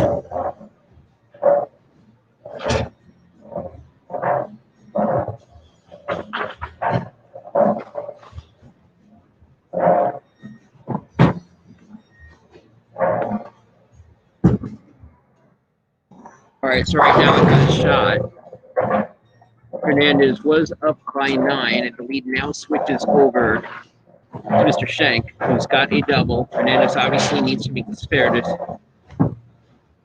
has got to be a spare. Sure is. That's a big spare. And that is a very big spare. Schenck still has the lead with a double, and Will Fuller's going into the 8th frame. Again, if Schenck wins this, we get a game 5. If Schenck wins this, we get a game 6. Yes. If Schenck does not win this, we have a new welterweight champion. Yes, we will. Now, let me ask you this question, though, because I don't know the answer to this. Now, we said earlier that this would be Schenck's final match because he moves over to cruiserweight. Yes. Is this the same thing for Hernandez, or is he still a welterweight? I don't know off the top of my head. I will go chat with Full.com and find out for you. I will be right back. I have this information. Hold on. Okay. So, give me a minute. I can pull this information up. But in the meanwhile, Hernandez with a strike in the 8th frame.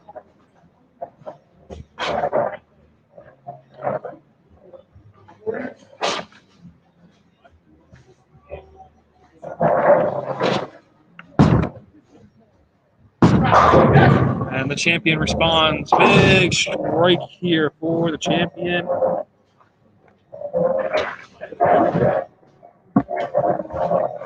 Let me look here. Julio Hernandez. All right, so he is legal. So if he wins this, I mean, they're both legal, but he would still stay on the list. Yes. So therefore, if he wins, he will be defending the title next month. Yes. Or the next time that he's defending it. Exactly. Yes. T-Rock, what up, Cole? Is it good?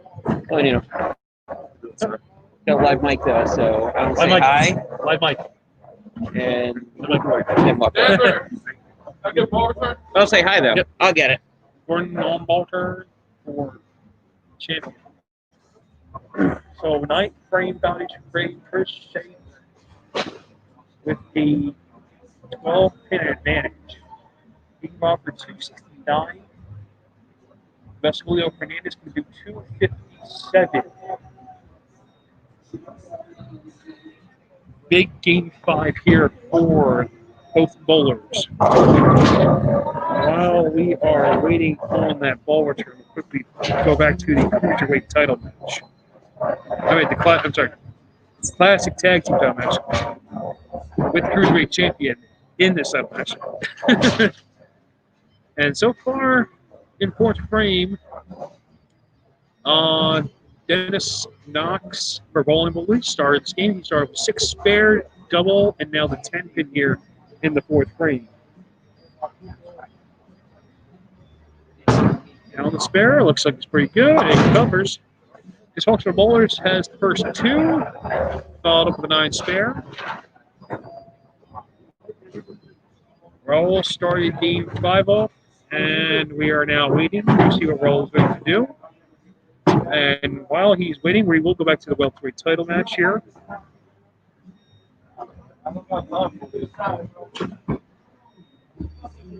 Right now, we're all tied up in the classic tag team title match, game 5. 9th frame here, welterweight title match. Right now, Schenck is up by 12, but theoretically 2 with a double. Big shot here for the champion. And back with that strike. He cannot be shut out here in the 10th. The game is in the champion's hands. Big 4-pack. That's point, right? Yeah. Yep. UBA logos. UBA logos kind of blending in with the strikes up there right now. Do not diss the UBA logo.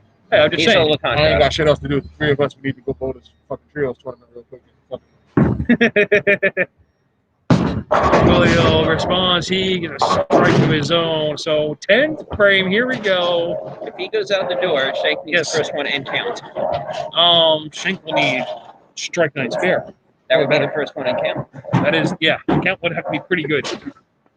Well, Big count. big count. Yes. Big count. Yes. Count. I'm thinking like 6, 7, 8. Oh, that's a little count. No, little count is like Baby count. Yeah.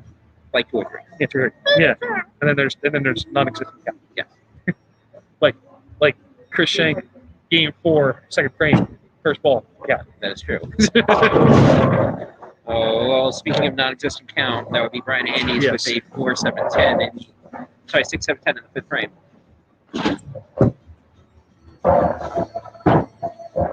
Big first ball here, 10th frame, Julio Hernandez, 10 back. Now, again, if you're dysfunctional bowlers, you don't want to say this, but you do, but I will. If you're dysfunctional bowlers, you can afford to lose one game because you're up 3-1. You can afford to lose 2 games, so you really don't want to lose the second one because anything can happen in game 7. If you're up 3-1, you want to close out in 4, in 5, or the most in 6. Obviously, if you're up 3-1, you really want to close it in 4, but there's no chance you're doing that. Boom! That ball stayed up there. That would have been close. That would have been interesting. Now, meanwhile, let's go over to Mr. Hernandez on the welterweight side. He needed the first one. He got it. Well, he needs every strike puts more pressure on the champion, pretty much. 9 forces Chris to throw the first shot. Second ball here, 10th frame for the challenger. Goes high, and he leaves the 6-10. Not only is it now not forcing to throw the first shot, Chris just needs a mark of almost any variety. Now I'm going to go over and get the exact number of what Chris needs momentarily. Yes. So with a spare here for Hernandez, we're looking at 245. That's 245 with the spare here.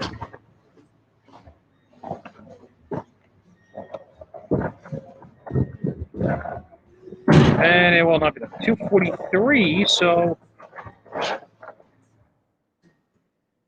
for the champion, it's going to be a marking good count. Baby count. Difference is 34 tenths right now, so the match difference is 35. Good, so a striking baby count.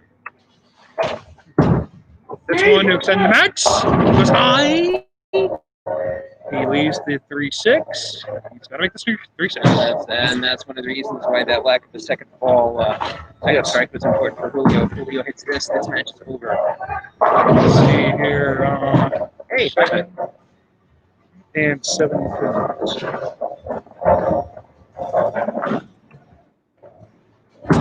On the must make this one. Oh, that was close. Oh. Guys. Now this game is not over. Chris still needs count. Needs 7. 7 or better. That is correct. So that's definitely not baby count. That would be what, medium count? Yeah, medium count. Medium count. Medium count, yes. All right, Schenck needs medium count. Needs 7 here to win game 5. Meanwhile, Eva not missing a putt. This one to extend it to game 6. He gets all 10. And we will have a game 6. If you can hear Daddy shake in the distance, he says, "Get the bleep." What? Yeah. So you're I fine. will not mention what bleep is, but I'm sure that you're in the UBA, you can figure out what that word is. Yes, pretty much, yes. Yeah, pretty much. It's basically what happens when 2 reindeer fall in love with each other and are in the back shed and Santa's not watching. Something like that. So your final game 5, Chris Schenck, champion, survives. He wins game 5, 247, 243. We will see a game 6. And I'm being joined by Team Schenck supporters, Chris Garrett. Hello, everyone. How are you? We're doing all right. You a little nervous over there? Little nervous, but A little nervous? I have faith in him. There you He's go. my tag team partner. Tag team We're on partner. the tag team list, so I'm paying close attention to this tag team title match. Now let's go over here. Let's go over to these tag team title match. So right now, game 5, Dysfunctional Bowlers up 3-1, and but they're down here in game 5. So wait, what do you see so far? What do you see so far? So far, I've seen I bowled against the Bullies before. They beat us once before, so it's good seeing them again. This is the first time I've seen the champions up close and personal. It's a back and forth match. Was it 2-2 now? It is 3-1. 3-1. It's 3-1. It's 3-1 the champs. Yeah, 3-1 the champs. I saw a lot of pins falling, a lot of carries going around. It looked like me on the lane sometimes. Yeah, we won't say that, but yeah, sure. Oh, wow. We got my boy CJ going up right now. 2-8-10. He didn't trim it out that time. And He didn't trim it out. but it's a long game. And It is It's a long not game. it's not a sprint. It's a marathon. That's right. You know about it. Yeah, I know sure. that a lot. Absolutely. Other than that, good things. I'm glad that we're back on the lanes, and I'm hoping everybody had a great holiday, great New Year's. And hope everybody get back on the lanes soon. Absolutely. Sure thing. So, yeah, we're back in action. And assuming nothing else shuts down, we will keep going with the World Championship Series and even into the new year. So, yeah. There you go. All right, Chris. Well, thanks for joining us for a I'll little be back bit. later. All right. Hopefully, we'll be back later. Hopefully, there's more good news from the Team Schenck camp. So, while they're waiting for this, those that are watching, check into UBAtoday.info for all the UBA news going around the UBA right now. Appearances, World Championship Series, and any events that may take place in the future. So right now, just WCS action. And you can follow all the updates there if you can't follow the live feed here today. Gordon Pepper doing a great job with the UBA Today website. Check out all update scores, articles, and much more. UBAtoday.info. So we're back. Took care of the ball return problem and also took care of the possible open problem by the Bowling Boys. Even Purcell making the watch out. They had a 1-2-10. Staying clean for Bowling Boys.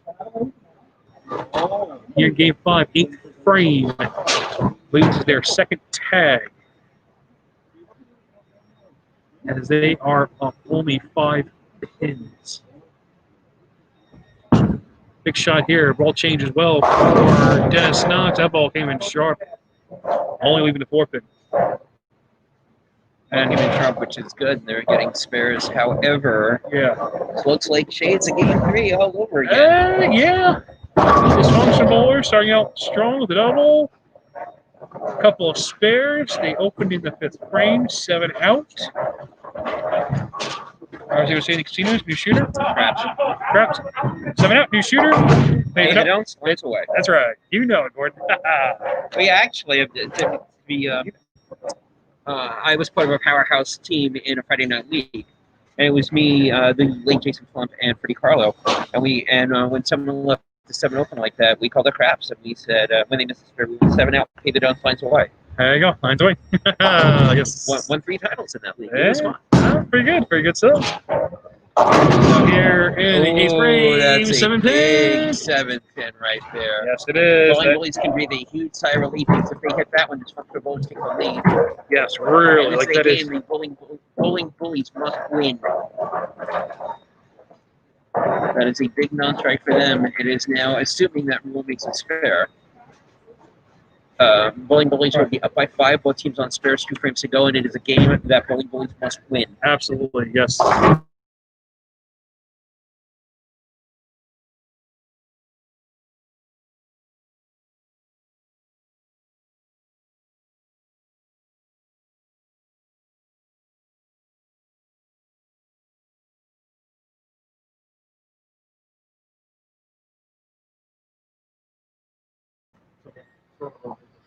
So Raul cover. Here's one of the new things that we learned today. You do not use the urinal with your nose.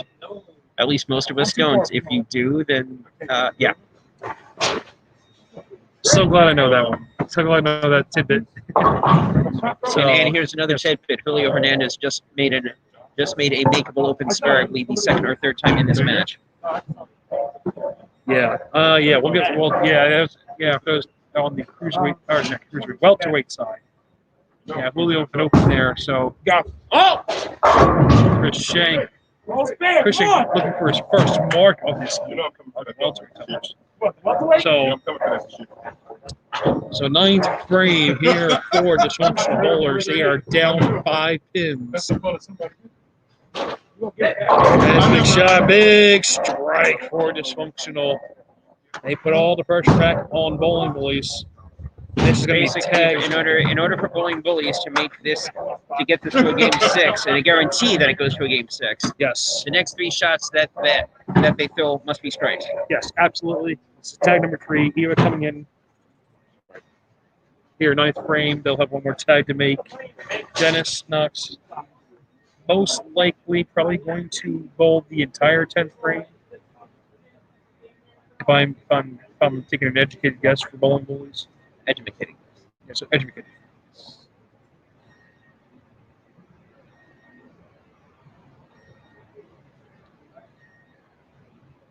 9th frame, foundation frame. Gotta have this one. Oh, she does not. And she pays the full price on this one. 4, 6, 7.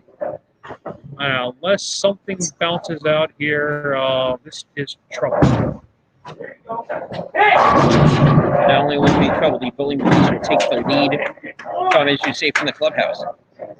You mean dysfunctional? I'm sorry, dysfunctional bowlers will take the lead from the clubhouse. Yes. I'm sorry. Yes. And meaning that they just had a mark and they'll take the lead without having to do anything.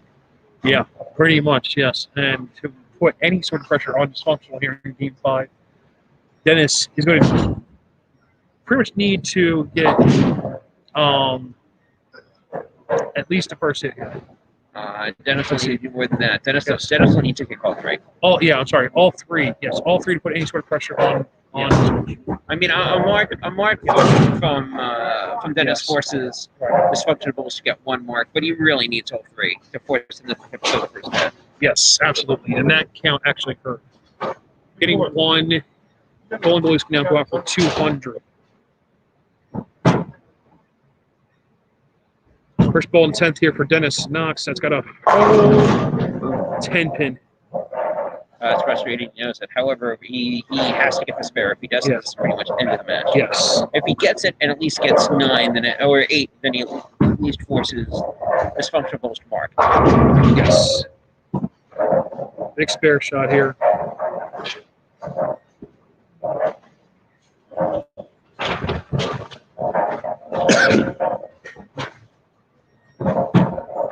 Dennis here on the 10th frame. He flags it. And that is pretty much going to be the end of it here. Gordon's going to make the score correction. Bowling Bullies 179.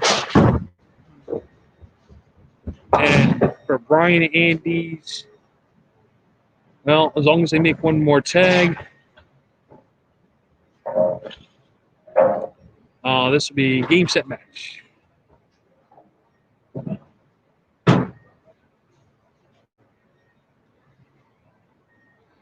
So Bryan here, 10th frame, looks like 5. It's definitely more than 5. There's a strike. That is, as they say, the win on the tag team side. I'll go over and give you welterweight notes momentarily. Well, it won't be a win yet until it comes up.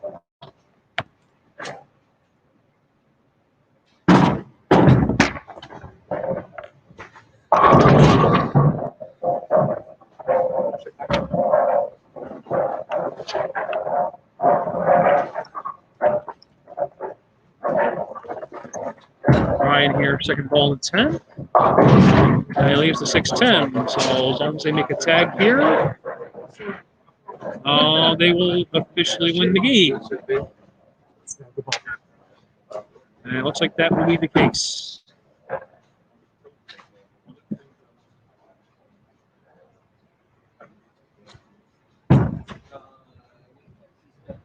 And all to make it official now. So there it is. The Dysfunctional Bowlers are going to successfully defend their tag team titles again with a 5th match in a row. And for Raul Renteria, he will get to hold 2 belts for more than 24 hours this time around. He wins the Cruiserweight belt yesterday. He defends the Classic Tag Team titles today.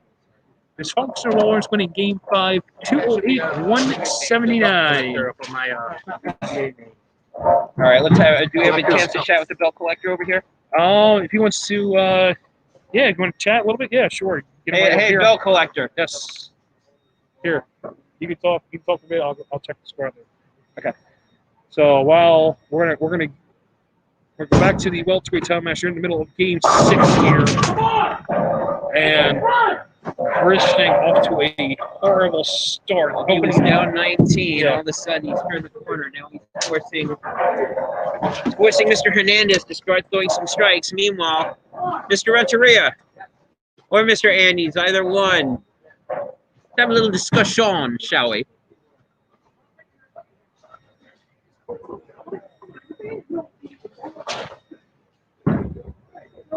All right, now Hernandez, he's got to start striking. He does not. That's a 10-pin.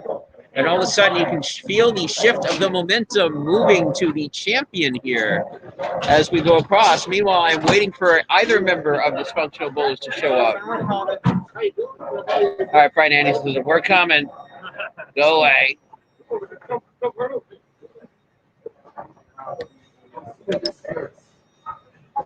All right, I see a whole bunch of people with belts. So Raul Renteria, we're doing selfies now. All right, so first of all, I want you guys to talk loud and loud into this mic over here. Pause, pause, pause. Give me a phone, I'll snap a couple pictures. All right, first of all, congratulations. Shot into that foot mask over nose because you're no longer bowling.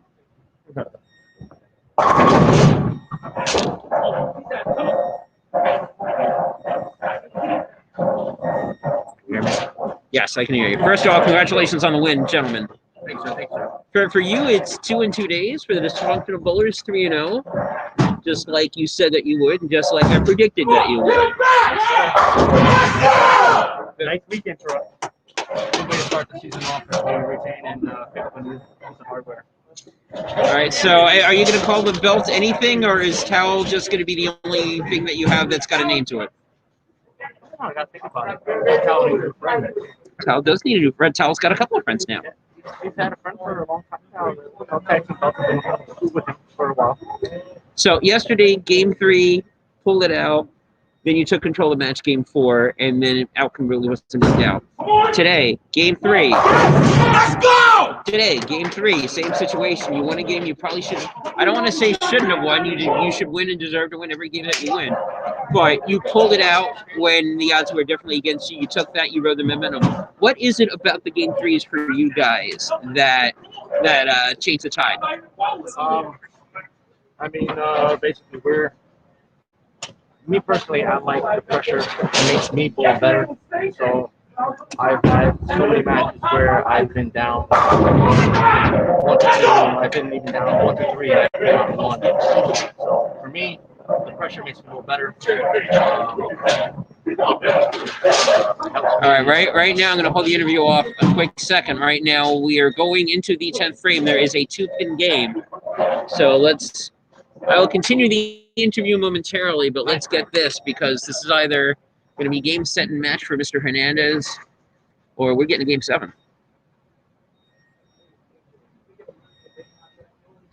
Julio right now, by the way, he's down, so he cannot shut Chris out. And he needs that 4-pin to go down, and it's not, and that's a really good, and that means there's a really good chance we're going to see a Game 7. Of course, Chris still has to do his part, and if Julio gets a mark, then Chris has got to show off. Jonathan Dansbury is coming hanging out over there. Now he's coming back over here.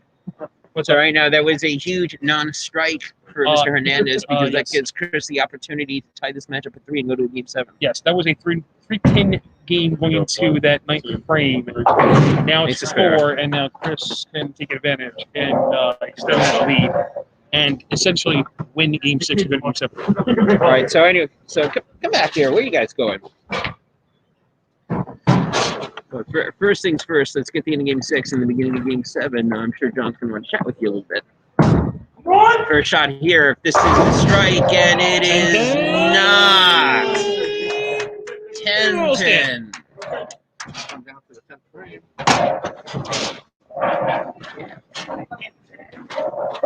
It is coming down to the 10th frame. First, he's got to make the spare in the 9th frame. I accidentally misspoke. I thought we were in the 10th already. We were not in the 9th.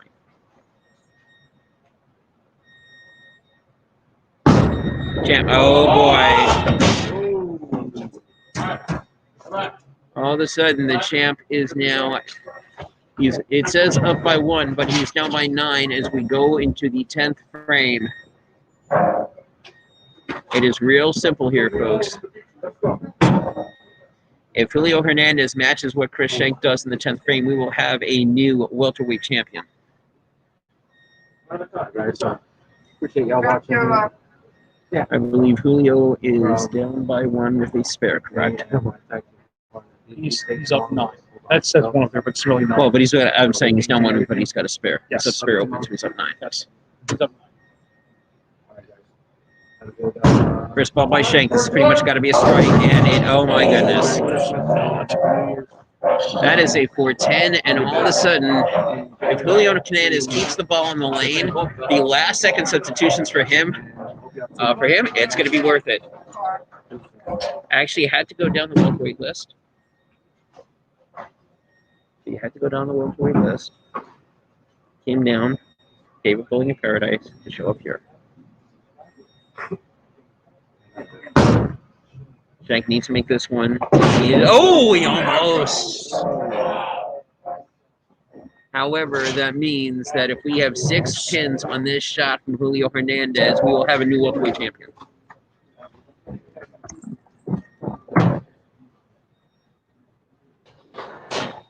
Julio Hernandez needs 6 for the title.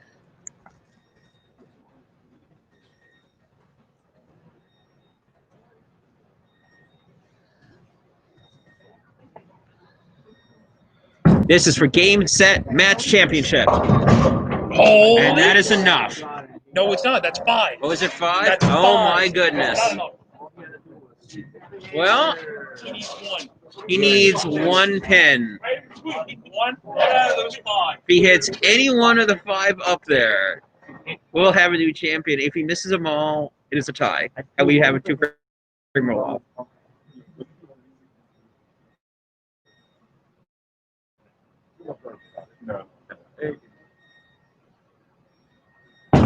Got to get one here. He's got it. And you can tell by the expression, we have a new welterweight champion. Congratulations to Julio Hernandez, doing it the hard way, winning it 4 games to 2. Wow. Yeah, wow, what a match. What a finish. I mean, oof. Oh, my goodness. What? I mean, that was... Oh, my goodness. I mean, wow. That is... I mean, it was a little bit of scare in the end there. Get a 5, but... Well, we knew he needed 6, and it looked over here from my angle that it was 6, except I didn't see one of the pins up there, and you're right, Yes, he needed 5. Yes, He needed 6, he got 5. And then he hit the head pin for the win as he wins game 6, 175-172. And just by the amount of emotion, you can tell how much he wanted it, and the answer is badly. Yes. Yes, absolutely. I mean, I'm typing, I'm trying to do things at once. Hey, Desert, initiating the dad rule. If guy beats son in game 6, he has to bowl dad in game 7 to make it official. Dad wants to bowl his kidlet. All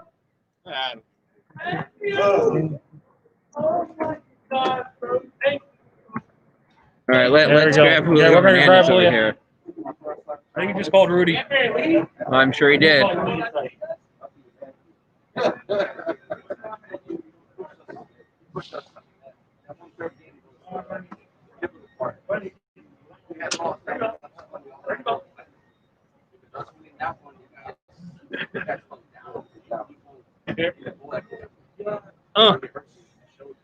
There we go.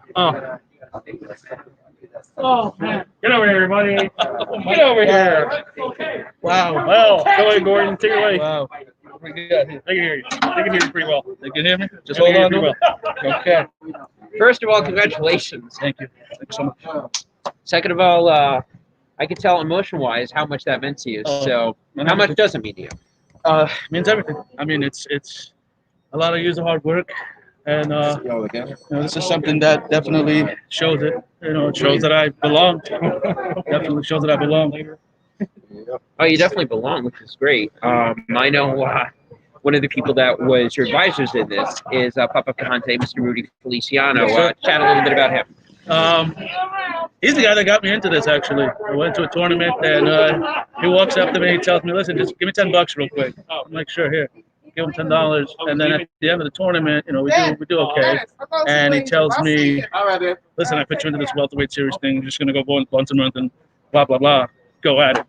And from the start, he definitely was a guy who took me under his wing and got the passion instilled in me to bowl, and you know, fixed up my techniques and helped me with my release and a lot of the 101 stuff that I didn't know when I got back into the game a couple of years ago. And I'm forever grateful for that. And even outside of just bowling, I mean, he is a great dude. You know, we break bread outside of this, and I'm proud that one, he took me under his wing. He got me onto the Hounds, and new champ. Appreciate it. Thank you so much. This guy did not disappoint, man. That's a classic one for sure. Great match, sir. Thank you. And I got to give him a huge shout out, and he's family, absolutely family, and I love him for that.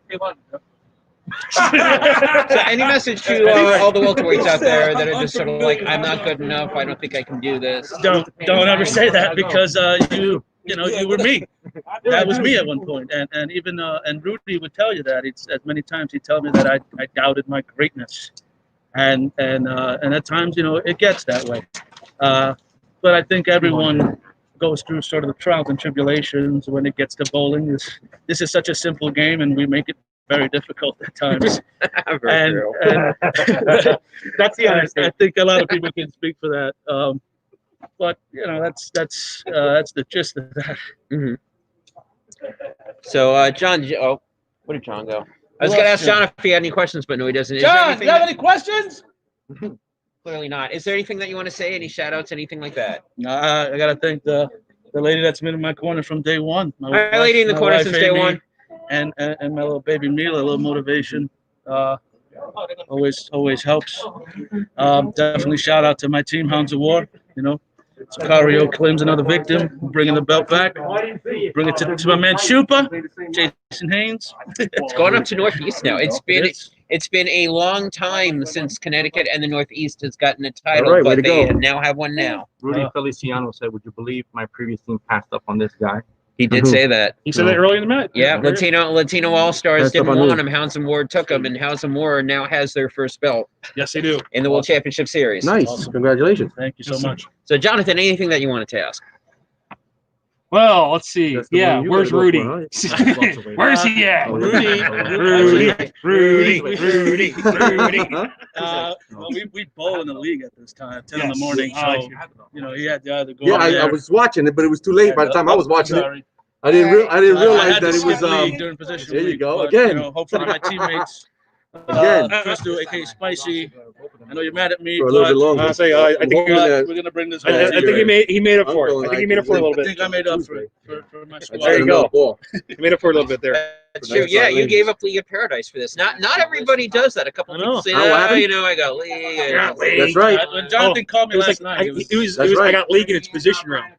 Usually, 99% of people of those bowlers is like, no, it's position round. I absolutely cannot mislead. Yeah. I took a chance. You took a chance? That's a very good chance. It was one of those things. Like I felt when he called me at 11 o'clock, he's like, and I'm looking at him like, why the hell is Jonathan Dansbury calling me at 11:30 at night? Yeah. He calls me. He's like, this is the situation. Let me get back to you. And I'm like, listen, I'll be up. Don't worry. Yeah. So he called me back at midnight.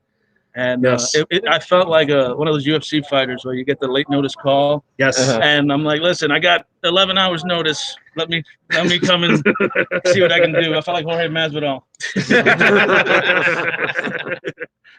Well, there you go. Congratulations. Absolutely. Congratulations, So much, sir. guys. You are the new Northeast welterweight champion. Now we got to defend it. And you get to defend it Now to you get to start defend the next season. Now the fun part. Come get it. Who on your team's coming for that? Me. Yeah, you're about a welterweight in weight, I guess. That's close enough.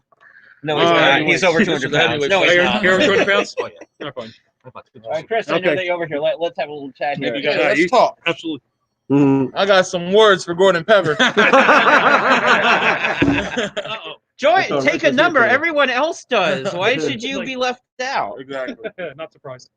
So no, Chris. First of all, you've had a couple of successful title defenses. That was a great run. So first of all, congratulations on that. Thank you. Second of all, and it was funny because you threw the ball in the gutter in Game 3, and me and John Dansbury did the "you suck" thing. We immediately get something from Rudy Feliciano saying, "Don't you dare say that." Julio said, "Oh no, why did you do that? All you're gonna do is you're gonna tick Chris off, and now all of a sudden Chris is gonna come out like a house on fire," and you did. So.